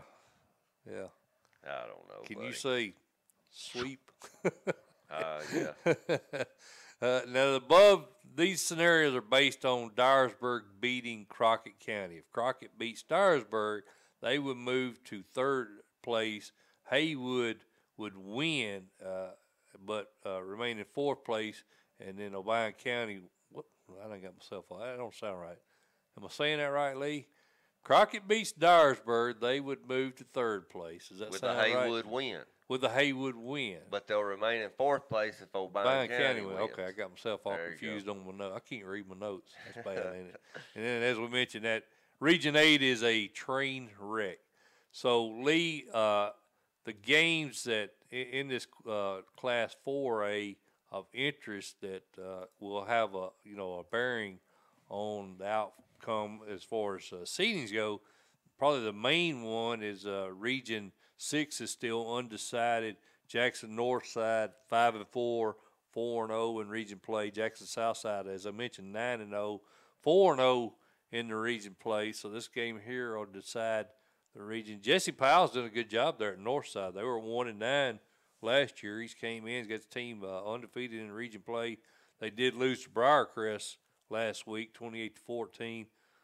Jackson Southside coming off a win, 49-12 over Humboldt. Who you like in that game? Well, I'm just gonna go with the undefeated team here at home, Jackson Southside. That's an easy pick there, isn't it? As far as us not knowing anything about these two teams. But Jackson Northside's losses are to Germantown, Haywood, and Briarcrest Christian and Dyersburg. That's pretty 4 solid clubs. 4 solid clubs, and it wasn't a real impressive win over a Humboldt team that's down last week. So, well, I'm still gonna go with Jackson Southside. All right, I'll go Indians just to go the other way, but I don't have a real good feel either way on this one. Just to be quite honest with you, just to be controversial, I'll go with Northside. Maplewood, Tullahoma. That's another region title on the line, man. We talked about that. Maplewood sitting there, with I think they've got 1 loss on the season to East Nashville Lee. I didn't update my notes on this, I'm sorry. And then Tullahoma also with 1 loss to Shelbyville earlier in the year. Both teams undefeated in region play right now. Who do you like in this one? Dude, this is a very intriguing matchup. It's at Maplewood. It is. And does Coach Olive's team, can they go over to Metro? That's a rough environment, man, at Maplewood. It is. I mean, that's a hard place to go get a ball game, a win. Crowd's going to be crazy into it. Band, I'm sure, be cranking. And can you stop Bobo Hodges and Kendrell Scurry? Do they have anything defensively? Can Tullahoma do anything to stop those guys? That's the question. I don't know, man. I'm going with the homers. I'm going Maplewood also, but I'm going for different reasons. The reason why I'm going is what he stated. Bobo Hodges is a 4-year starter, senior starter at quarterback. His turnover ratio to TD ratio is very good. I don't have it in front of me. I think it's like 29 TDs to 3 INTs. Yeah. It's something crazy. So for that reason, I'm going with Maplewood.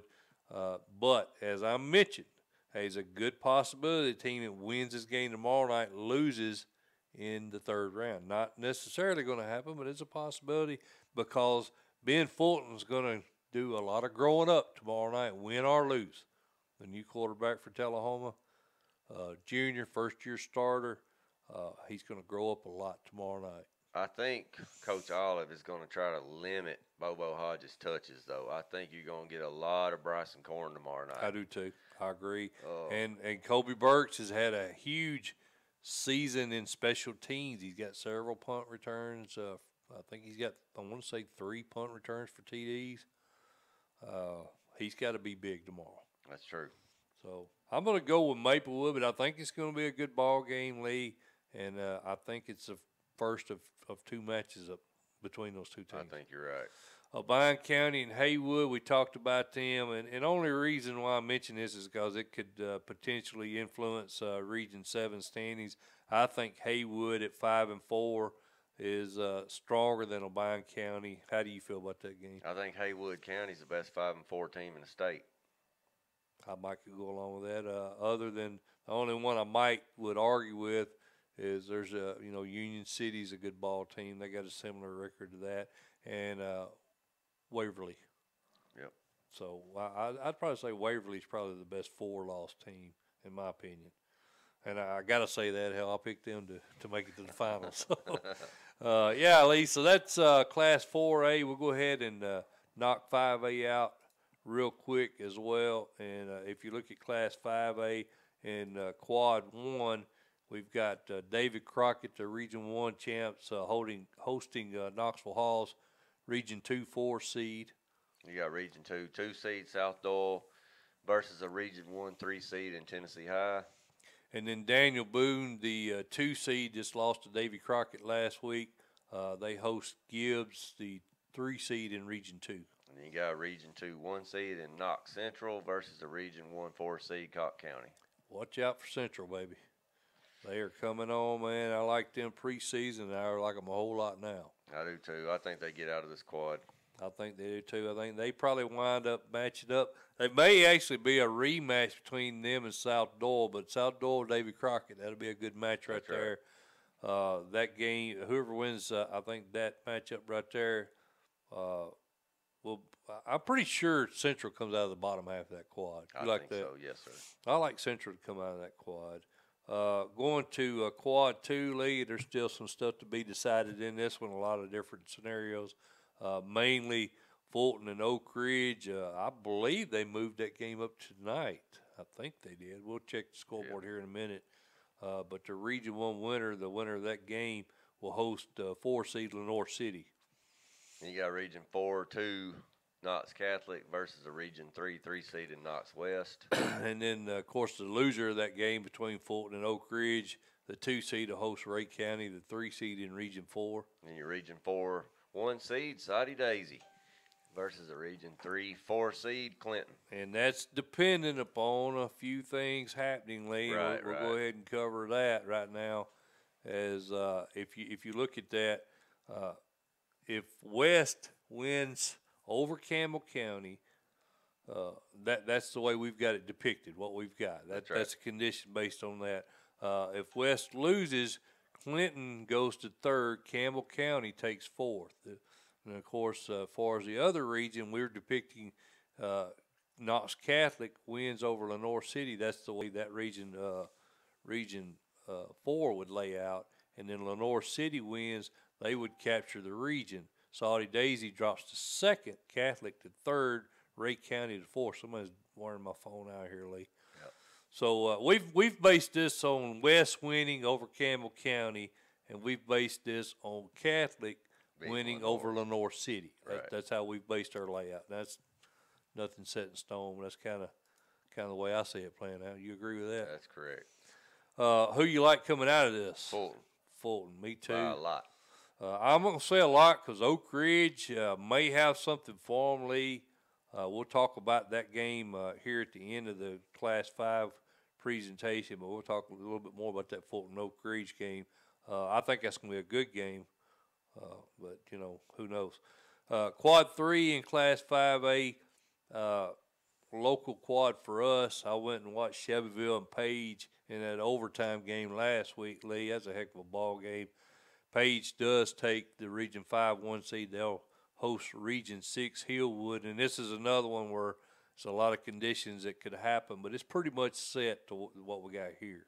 Region 6 2-seed is Beach, and they'll be playing a Region 5 3-seed in Lincoln County versus Summit winner.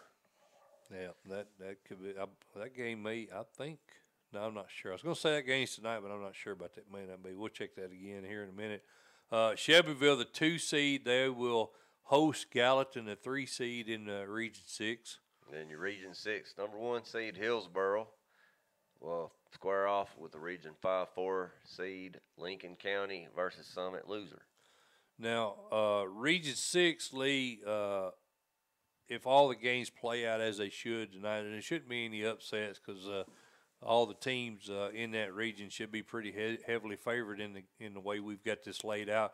You're going to have Beach, Gallatin, and Hillsboro will all be identical region records, so it goes to overall wins. Gallatin would lose out on that. So once Gallatin, I had to call, actually sent an email to Matthew Gillespie because I wasn't sure how that worked out. The way it reads, the way I read it, you have to continue all the way down the tiebreaker process until only one team stands ahead of all the rest of them. That was the way it reads, but apparently that's not the way it is. So once Imagine that. Yeah. So I actually emailed Matthew and asked him, and I give him the exact scenario we have here.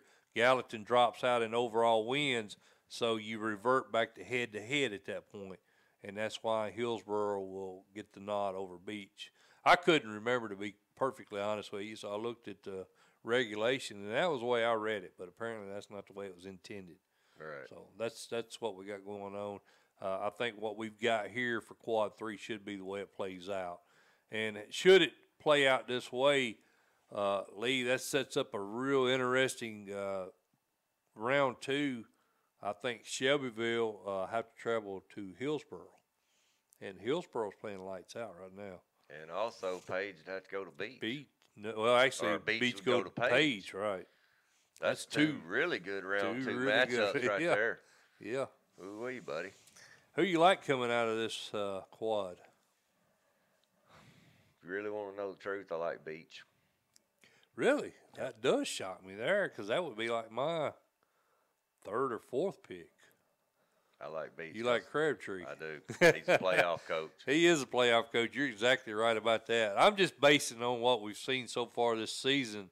I like Hillsboro right now out of this. Well, as Coach far Fitzgerald, he's been there. He's been there, and I think he's got the most athletes. They got off to a slow start. But you got to remember, Lee, they didn't have a home stadium. That's all right. You know, and I think that took probably the kids a little time to adjust the first 4 or 5 weeks of the season. But since then, I mean, they knocked Beach off pretty convincingly, and Gallatin got them early, but I think that's why. Page is playing good. I mean, they look really good, but I'll tell you, I thought Shelbyville, what I saw, had they not had those turnovers, they were probably the better team out of what I saw last week. Pretty close. Those teams are pretty dead even. Yeah, I had Shelbyville, and I still think Shelbyville's the better of those two teams. Yeah.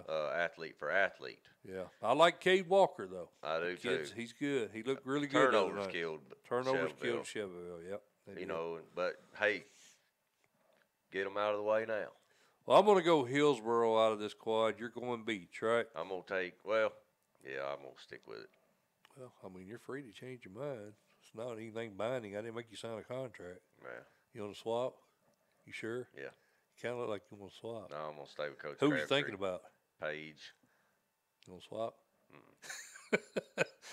Oh, man. That's a tough one. That is a tough one. Quad 4, Lee, Henry County. I don't know what happened. My understanding is there were some kids for Northeast that got ejected. Somebody said something about Coach T. Whether that's true or not, I don't know. But I could see that because they had to beat Henry County to make postseason. So they may have been apparently Henry County put it on them pretty good. They whooped them. They whooped them. We tried to get Coach Counts on. We couldn't get in contact with him. But they won Region 7. They'll host Montford Brighton Winter out of Region 8. Then your Region 8-2 seed will be the Ridgeway Southwind winner versus the Region 7-3 seed, which will be the Dyer County Kenwood winner. And then Clarksville, the 7-2 seed, will host Ridgeway Southwind loser out of Region 8. And your Region 8-1 seed is Kirby. And your Region 7-4 seed is Dyer County Kenwood loser. Yeah, you've been on Kirby. I like Kirby, man. I like Kirby. I like Henry County out of this quad. Like Henry County. I like Henry County out of this quad, too. But not so fast, my friend. Watch Kirby. I think Kirby's going to be. They got a stud. I think they got that quarterback that's committed to Louisville, and to me that gives you a huge edge. You got to. I think so too, man. But let me tell you what, that quarterback for Clarksville Northeast. Yeah. That guy's amazing. It don't matter. He ain't playing. No. But look what they did to him. That dude's amazing. I see your point. Yeah, they boat raced them, man. I didn't see that. All right, Lee, the big games, obviously the Fulton Oak Ridge up in Quad 2. Both teams 8-1, 5-0 overall. Oak Ridge coming off 28-21 win over Powell. They beat Hardin Valley. They beat DB. They beat Campbell County. Their only loss was Farragut. And look at Knoxville. They beat West 41-20. Pretty substantial win there last week. Beat Central, a team that we are real high on. They beat Powell. They beat Austin East. They beat Clinton, a good Clinton team. Only loss was to Maryville. So you've already committed to Fulton, right? Absolutely. They're my preseason #1. Yep, mine as well. And I'm a Rob Black supporter. I'm a Joe Gaddis supporter as well, but I'm going with you. I like Fulton in this game here. And really, Lee, out of 5, that's really the big game for, I think it's actually tonight. We're going to check the scoreboard here in a minute. All right, Lee, you want to go ahead and knock out? I'll tell you what, we could do a quick scoreboard, see if there's anything going on there, and then we'll go into 6A. I'm sure there's some teams or some folks interested in what's going on so far. Let me reload here. Man, there's a lot of games on tap for tonight, brother. Well, I'm not going to do the whole scoreboard because that would take too much time. Let's hit the big ones here. Maryville, you was interested in that one, 42-7 over Bradley in the third quarter. Tyner 34-0 over Chat Central. East Ridge 21-0 over Hickson. Greenback, of course, they got the forfeit. Midway, that's a big game there, brother. Midway and ball game. Oliver Springs 14-all at half. Anderson County up big over Sequoia, 48-7. Carter leads Sevier County 7-6. Hall 16-0 over Seymour. Powell 21-0 over a 7-2 South Doyle team. Powell's solid, man. If they hadn't had to forfeit all those games, they'd be right in the mix. You know what I mean? Crazy. Other scores: Brainerd 13-7 over McMinn Central. Coffee County trying to get their second win. They lead White County 14-8. Big game right here. Playoffs on the line. Your buddy Jimmy Maynard 14-0 over Siegel. That still showing in the second quarter. That's a huge game there. Fulton 21-7. It is tonight. Okay. I wonder why you guys didn't. That might have been what people were trying to tell us. You reckon? That's right. Fulton leads. They might have been trying to say, man, y'all picks are not too good because some of these games are getting played. We had that right though, didn't we? And we didn't cheat, folks. We had Fulton. We had Fulton all year. 21-7. It isn't over. 21-7 third quarter. Moving on down, Trousdale County big 41-0 over. That can't be right. First quarter, there's no way. Can you put 41? Is that even physically possible to score 41 points in a quarter? That's what it says. Yeah. I don't know. Let's see who put that in. Jet Pride entered that score. I guess it's right. I think he's a Coach T regular. 11-7, Rossview 3, York Institute 21-0 over Cannon County, Lincoln County, Trail Summit, and that's got playoff implications. Yes, it does. Summit leads 14-0 over Lincoln County. Lake County over Trinity. Wow, and that's got playoff implications. I'm sure Union City's rooting for that one. Yeah, I like Lake Actually, County. not. Who was it? It was Gibson County, I think, needed. I don't remember. There was one team that needed Trinity Christian to finish 5-5. I don't remember who it was.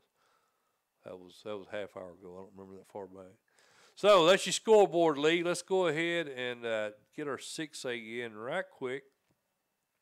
And we'll go to class. I didn't realize I didn't have full screen on the whole time there. Sorry about that, folks.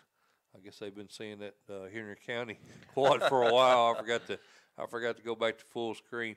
Looking at quad 1, Lee, the main thing I need to do is hear us anyway. They don't have to see us. Quad 1 and 6A, the Farragut Hardin Valley winner will take on the 4 seed, which is Cleveland McMinn County winner in the Region 2. And your Region 2 seed will be Ooltewah, versus a Region 1 3 seed in Hardin Valley. And Region 1 2 seed Science Hill will take on Bradley Central, the 3 seed out of Region 2. And then your Region 2 number 1 seed is Maryville versus your Region 1 4 seed Bearden. And there are some conditional to that. To this way we've got it, Lee. If Farragut wins, Science Hill is second. Hardin Valley is third, and Bearden is fourth. I think that's the way we've got it displayed. Now, if Hardin Valley wins, Farragut would drop to second, Science Hill to third, and Bearden would go to fourth. Right. All right. Moving on into Quad 2, 6A, and Hendersonville, and we had Coach Perry on with us earlier. Mount Juliet winner would be the Region 3 1 seed. They'll take on Cookeville Siegel winner, which, as we know now, Cookeville's got a 14-point lead in that game. Right. And then your Region 4 2 seed is going to be the Blackman versus Riverdale winner versus a Region 3 3 seed, which will be the Lebanon Rossview winner. That game is tonight as well, is it not, Lee? Which one? That Lebanon Rossview? Yeah, Lebanon was up 7-3. Okay, I missed that score. You should have told me, man. I missed that. Hendersonville, Mount Juliet loser. The 2 seed in Region 3 takes on the Blackman Riverdale loser. I think that game's tomorrow night. I don't think they're playing that game tonight. And then you got your obvious Region 4 1 seed in Oakland versus your Region 3 4 seed, which will be the Lebanon Rossview loser. I got that wrong. No. Loser. So that should say loser. Correct. You must have done that one. I'm sure I didn't mess that up. Yeah. Quad Buddy, 3. I don't make mistakes. Let me ask you, know a that. question. Can we ask a question about that last quad? Yeah. I'm sorry. Yeah, we need to cover that anyway. Hendersonville, Mount Juliet. You going? Well, I was going to pick that one actually at the end of 6, but we can go ahead and pick it now. Well, who do you like out of that Oakland? I like Oakland out of the quad. Oh yeah. Man, Oakland's number 1. We got them number 1. I ain't changing now. All my preseason number 1 picks are still alive. I'm not going to bail on them now. I like Oakland out of the quad. I like Blackman to beat Riverdale. I like Coalfield to beat Siegel, obviously. The Hendersonville Mount Juliet game, Lee, I'm totally on the fence on that one. Who do you like? Man, I think right now, Mike, I have to lean towards Hendersonville. You have to lean toward Hendersonville. I think so. And I didn't put the notes on that one. Dadgummit. I do based on opponents, like he said they played. I think they played Cane Ridge. Did they not? I know they played Blackman.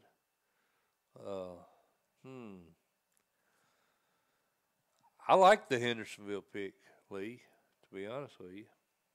I do. I think I got to go right now with Hendersonville. I do.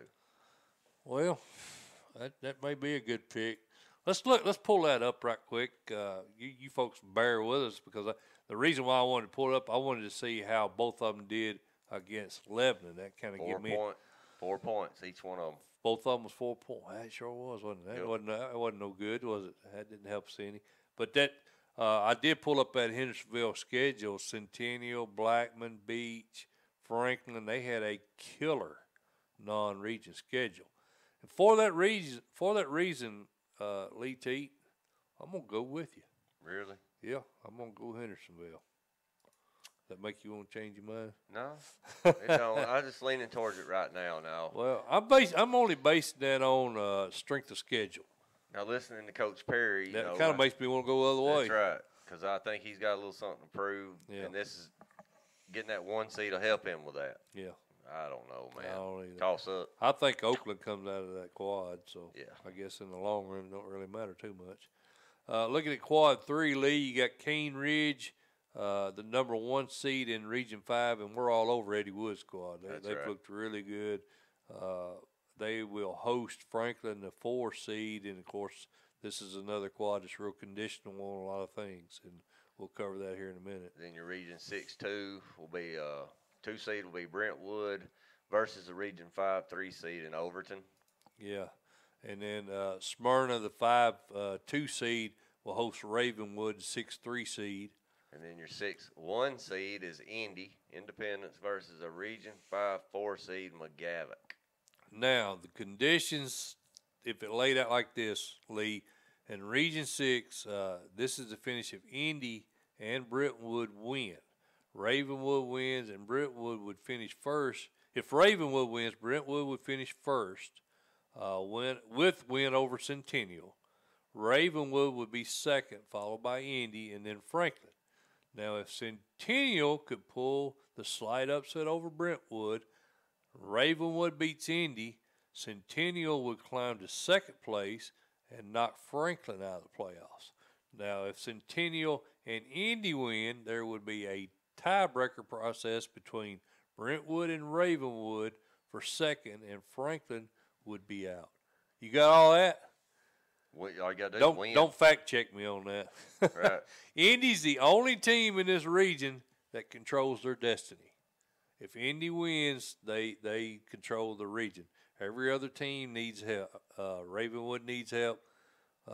Brentwood needs help. Ravenwood needs Centennial to knock Brentwood off. Brentwood needs Ravenwood to knock Independence off. So Indy's the only team that controls their own destiny. Right. So it's interesting. I mean, I don't know how this is going to play out. I listed it the way I think it'll probably fall out, but that don't mean squat. I can tell you that right now. That don't mean squat. Lee, looking at quad 4, region 7. Oh, we didn't pick a winner out of that quad, did we? Cane Ridge. You got Cane Ridge. I do, but there's some dangerous ball games in there. Indy. Yeah. Indy's playing good right now, man. They're playing really good. I was talking to Elliot Coleman about that today. I'm going to go with you because we've had Cane Ridge all year. I'm going to go with you. I mean, they got probably the best backfield in the state, I think, with Starling and Jacquez Norman. Yep. So, yeah, I'll go with you. I like Cane Ridge. Quad 4, Houston, the 1 seed. That's a very good Houston squad. Sure is. They'll host Region 8 4 seed Memphis Central White Station loser. Then your Germantown, or Region 8 2 seed will be the loser of Germantown Whitehaven. Oh, boy, that's a big good game. Yes, I wish I could see that one. Me too. And they would play the Arlington Collierville winner. And then Cordova, the Region 7 2 seed, will take on the Memphis Central White Station winner. Right, and then your Region 8 1 seed will obviously be the Germantown Whitehaven winner versus a Region 7 4 seed, which would be the loser of the Arlington Collierville game. Tough quad. Very tough. Tough. And I think this is probably the two teams I really, really like in this squad, I'm sure, is the same you do, and that's Germantown and Whitehaven. I think this is probably another situation where you see a rematch. Quarterfinals. In the quarterfinals. Man, I'm going to go with my boy Coach Salisbury, just because they lost the region title last year to Germantown, remember? Correct. And then they came back and knocked them out in the quarterfinals. Oh, actually, no, they didn't. Germantown got knocked out by White Station, remember, in the upset. Yep. Second round, I think they were looking ahead to that rematch and got knocked out by White Station. I like Whitehaven to avenge that region title loss last year. Who do you like? I like Whitehaven. It's hard for me to go against Coach Salisbury. I think he knows what he's doing to get to the title game. Yeah. He's been there several times, and they're always very competitive. And the only thing about Coach Salisbury team is the kicking game. I think if you get into a tight ball game with him, sometimes you might be able to beat him with the kicking game. Yeah, that's a good point. I'm still going Tigers. Out of the squad. Out of this quad. For the region and out of the squad. And both, yes. Okay. Good pick. What do you think? That's a pretty good pick. Germantown scares me a little bit. Yeah. Where are you going tomorrow night, Lee? Well, buddy, let me tell you what. I'm going to probably, if I can get away with it, try to take my wife out to eat because it's our 22nd wedding anniversary tomorrow. I'd say that'd be a good idea. But I'm going to watch some football. Yeah. Yeah, she kind of expects that after 22 years of putting up with me. Right. She may want me to go watch football. Well, happy anniversary, Melissa. You're a hell of a woman to put up with this guy that long. Yep, I agree. Yeah, I think that's a good plan. I probably won't carry my wife out to dinner. I'll probably just go to a football game. I don't know where I'm going yet, Lee. I'm looking at that. I'm looking at Indy. Coach Maroon about talked me into going to Maplewood after that food offer. That Indy Ravenwood game's going to be a good one. Yeah, I like that one. I like the Maplewood game. I don't know, man. I'm going to have to think about it. I think Shelbyville plays Franklin County. That may wind up being a ball game. Franklin County has nothing to play for. Yeah, Tullahoma and Maplewood. That's definitely high on the list. So we'll see. All right, Lee. Well, I think we're going to wrap up our Week 11. We hope you've enjoyed our playoff projections. Hopefully we got most of them right. I think we got most of them right. I'm sure there's some we got wrong, but the majority of them I think you can take to the bank. I'll be, Lee, Saturday morning, I'll be doing the 93.9 The Duck Sports Saturday, and I'll be doing a complete show. Cool. Playoff previews. Actually, we'll time? 8 o'clock, 93.9 The Duck. You can download their mobile app, or you can go to 939theduck.com. I'll be on with Gary and Mark. And Mark, I think there's a new Mark in there. There's two Marks. Well, the good thing about doing this on Saturday morning is all our projections will be finalized. They'll be final. We'll know how good we did. Well, you're going to know who's won four seeds. Matter of fact, I'll cross-reference. Well, I don't know if TSSAA, a lot of times they don't have it up by 8 o'clock in the morning. But, I'll have everything for you. So tune in to the show. I'll go through it. If I'm up till midnight, I'll have it all mapped out. You know me. Oh, yeah. I'll have it all mapped out. So tune in to 93.9 The Duck Saturday morning, 8 o'clock, and enjoy the show. And Lee and I will be back next Thursday. That the sounds plan? good to me, brother. All right, we're going to keep the Thursday thing going for right now. We've gotten good feedback on that. So we'll be here next Thursday, 6 p.m., and Lee and I will pick all the first-round games, all 6 classes. We'll up the coaches' interviews, probably try to go back to 4 interviews next week. And appreciate you guys tuning in. Hit that subscribe button. Hit the little thumbs up there at the bottom of the video. We appreciate you guys, Mike Mulder and Lee Teat, and we're out of here.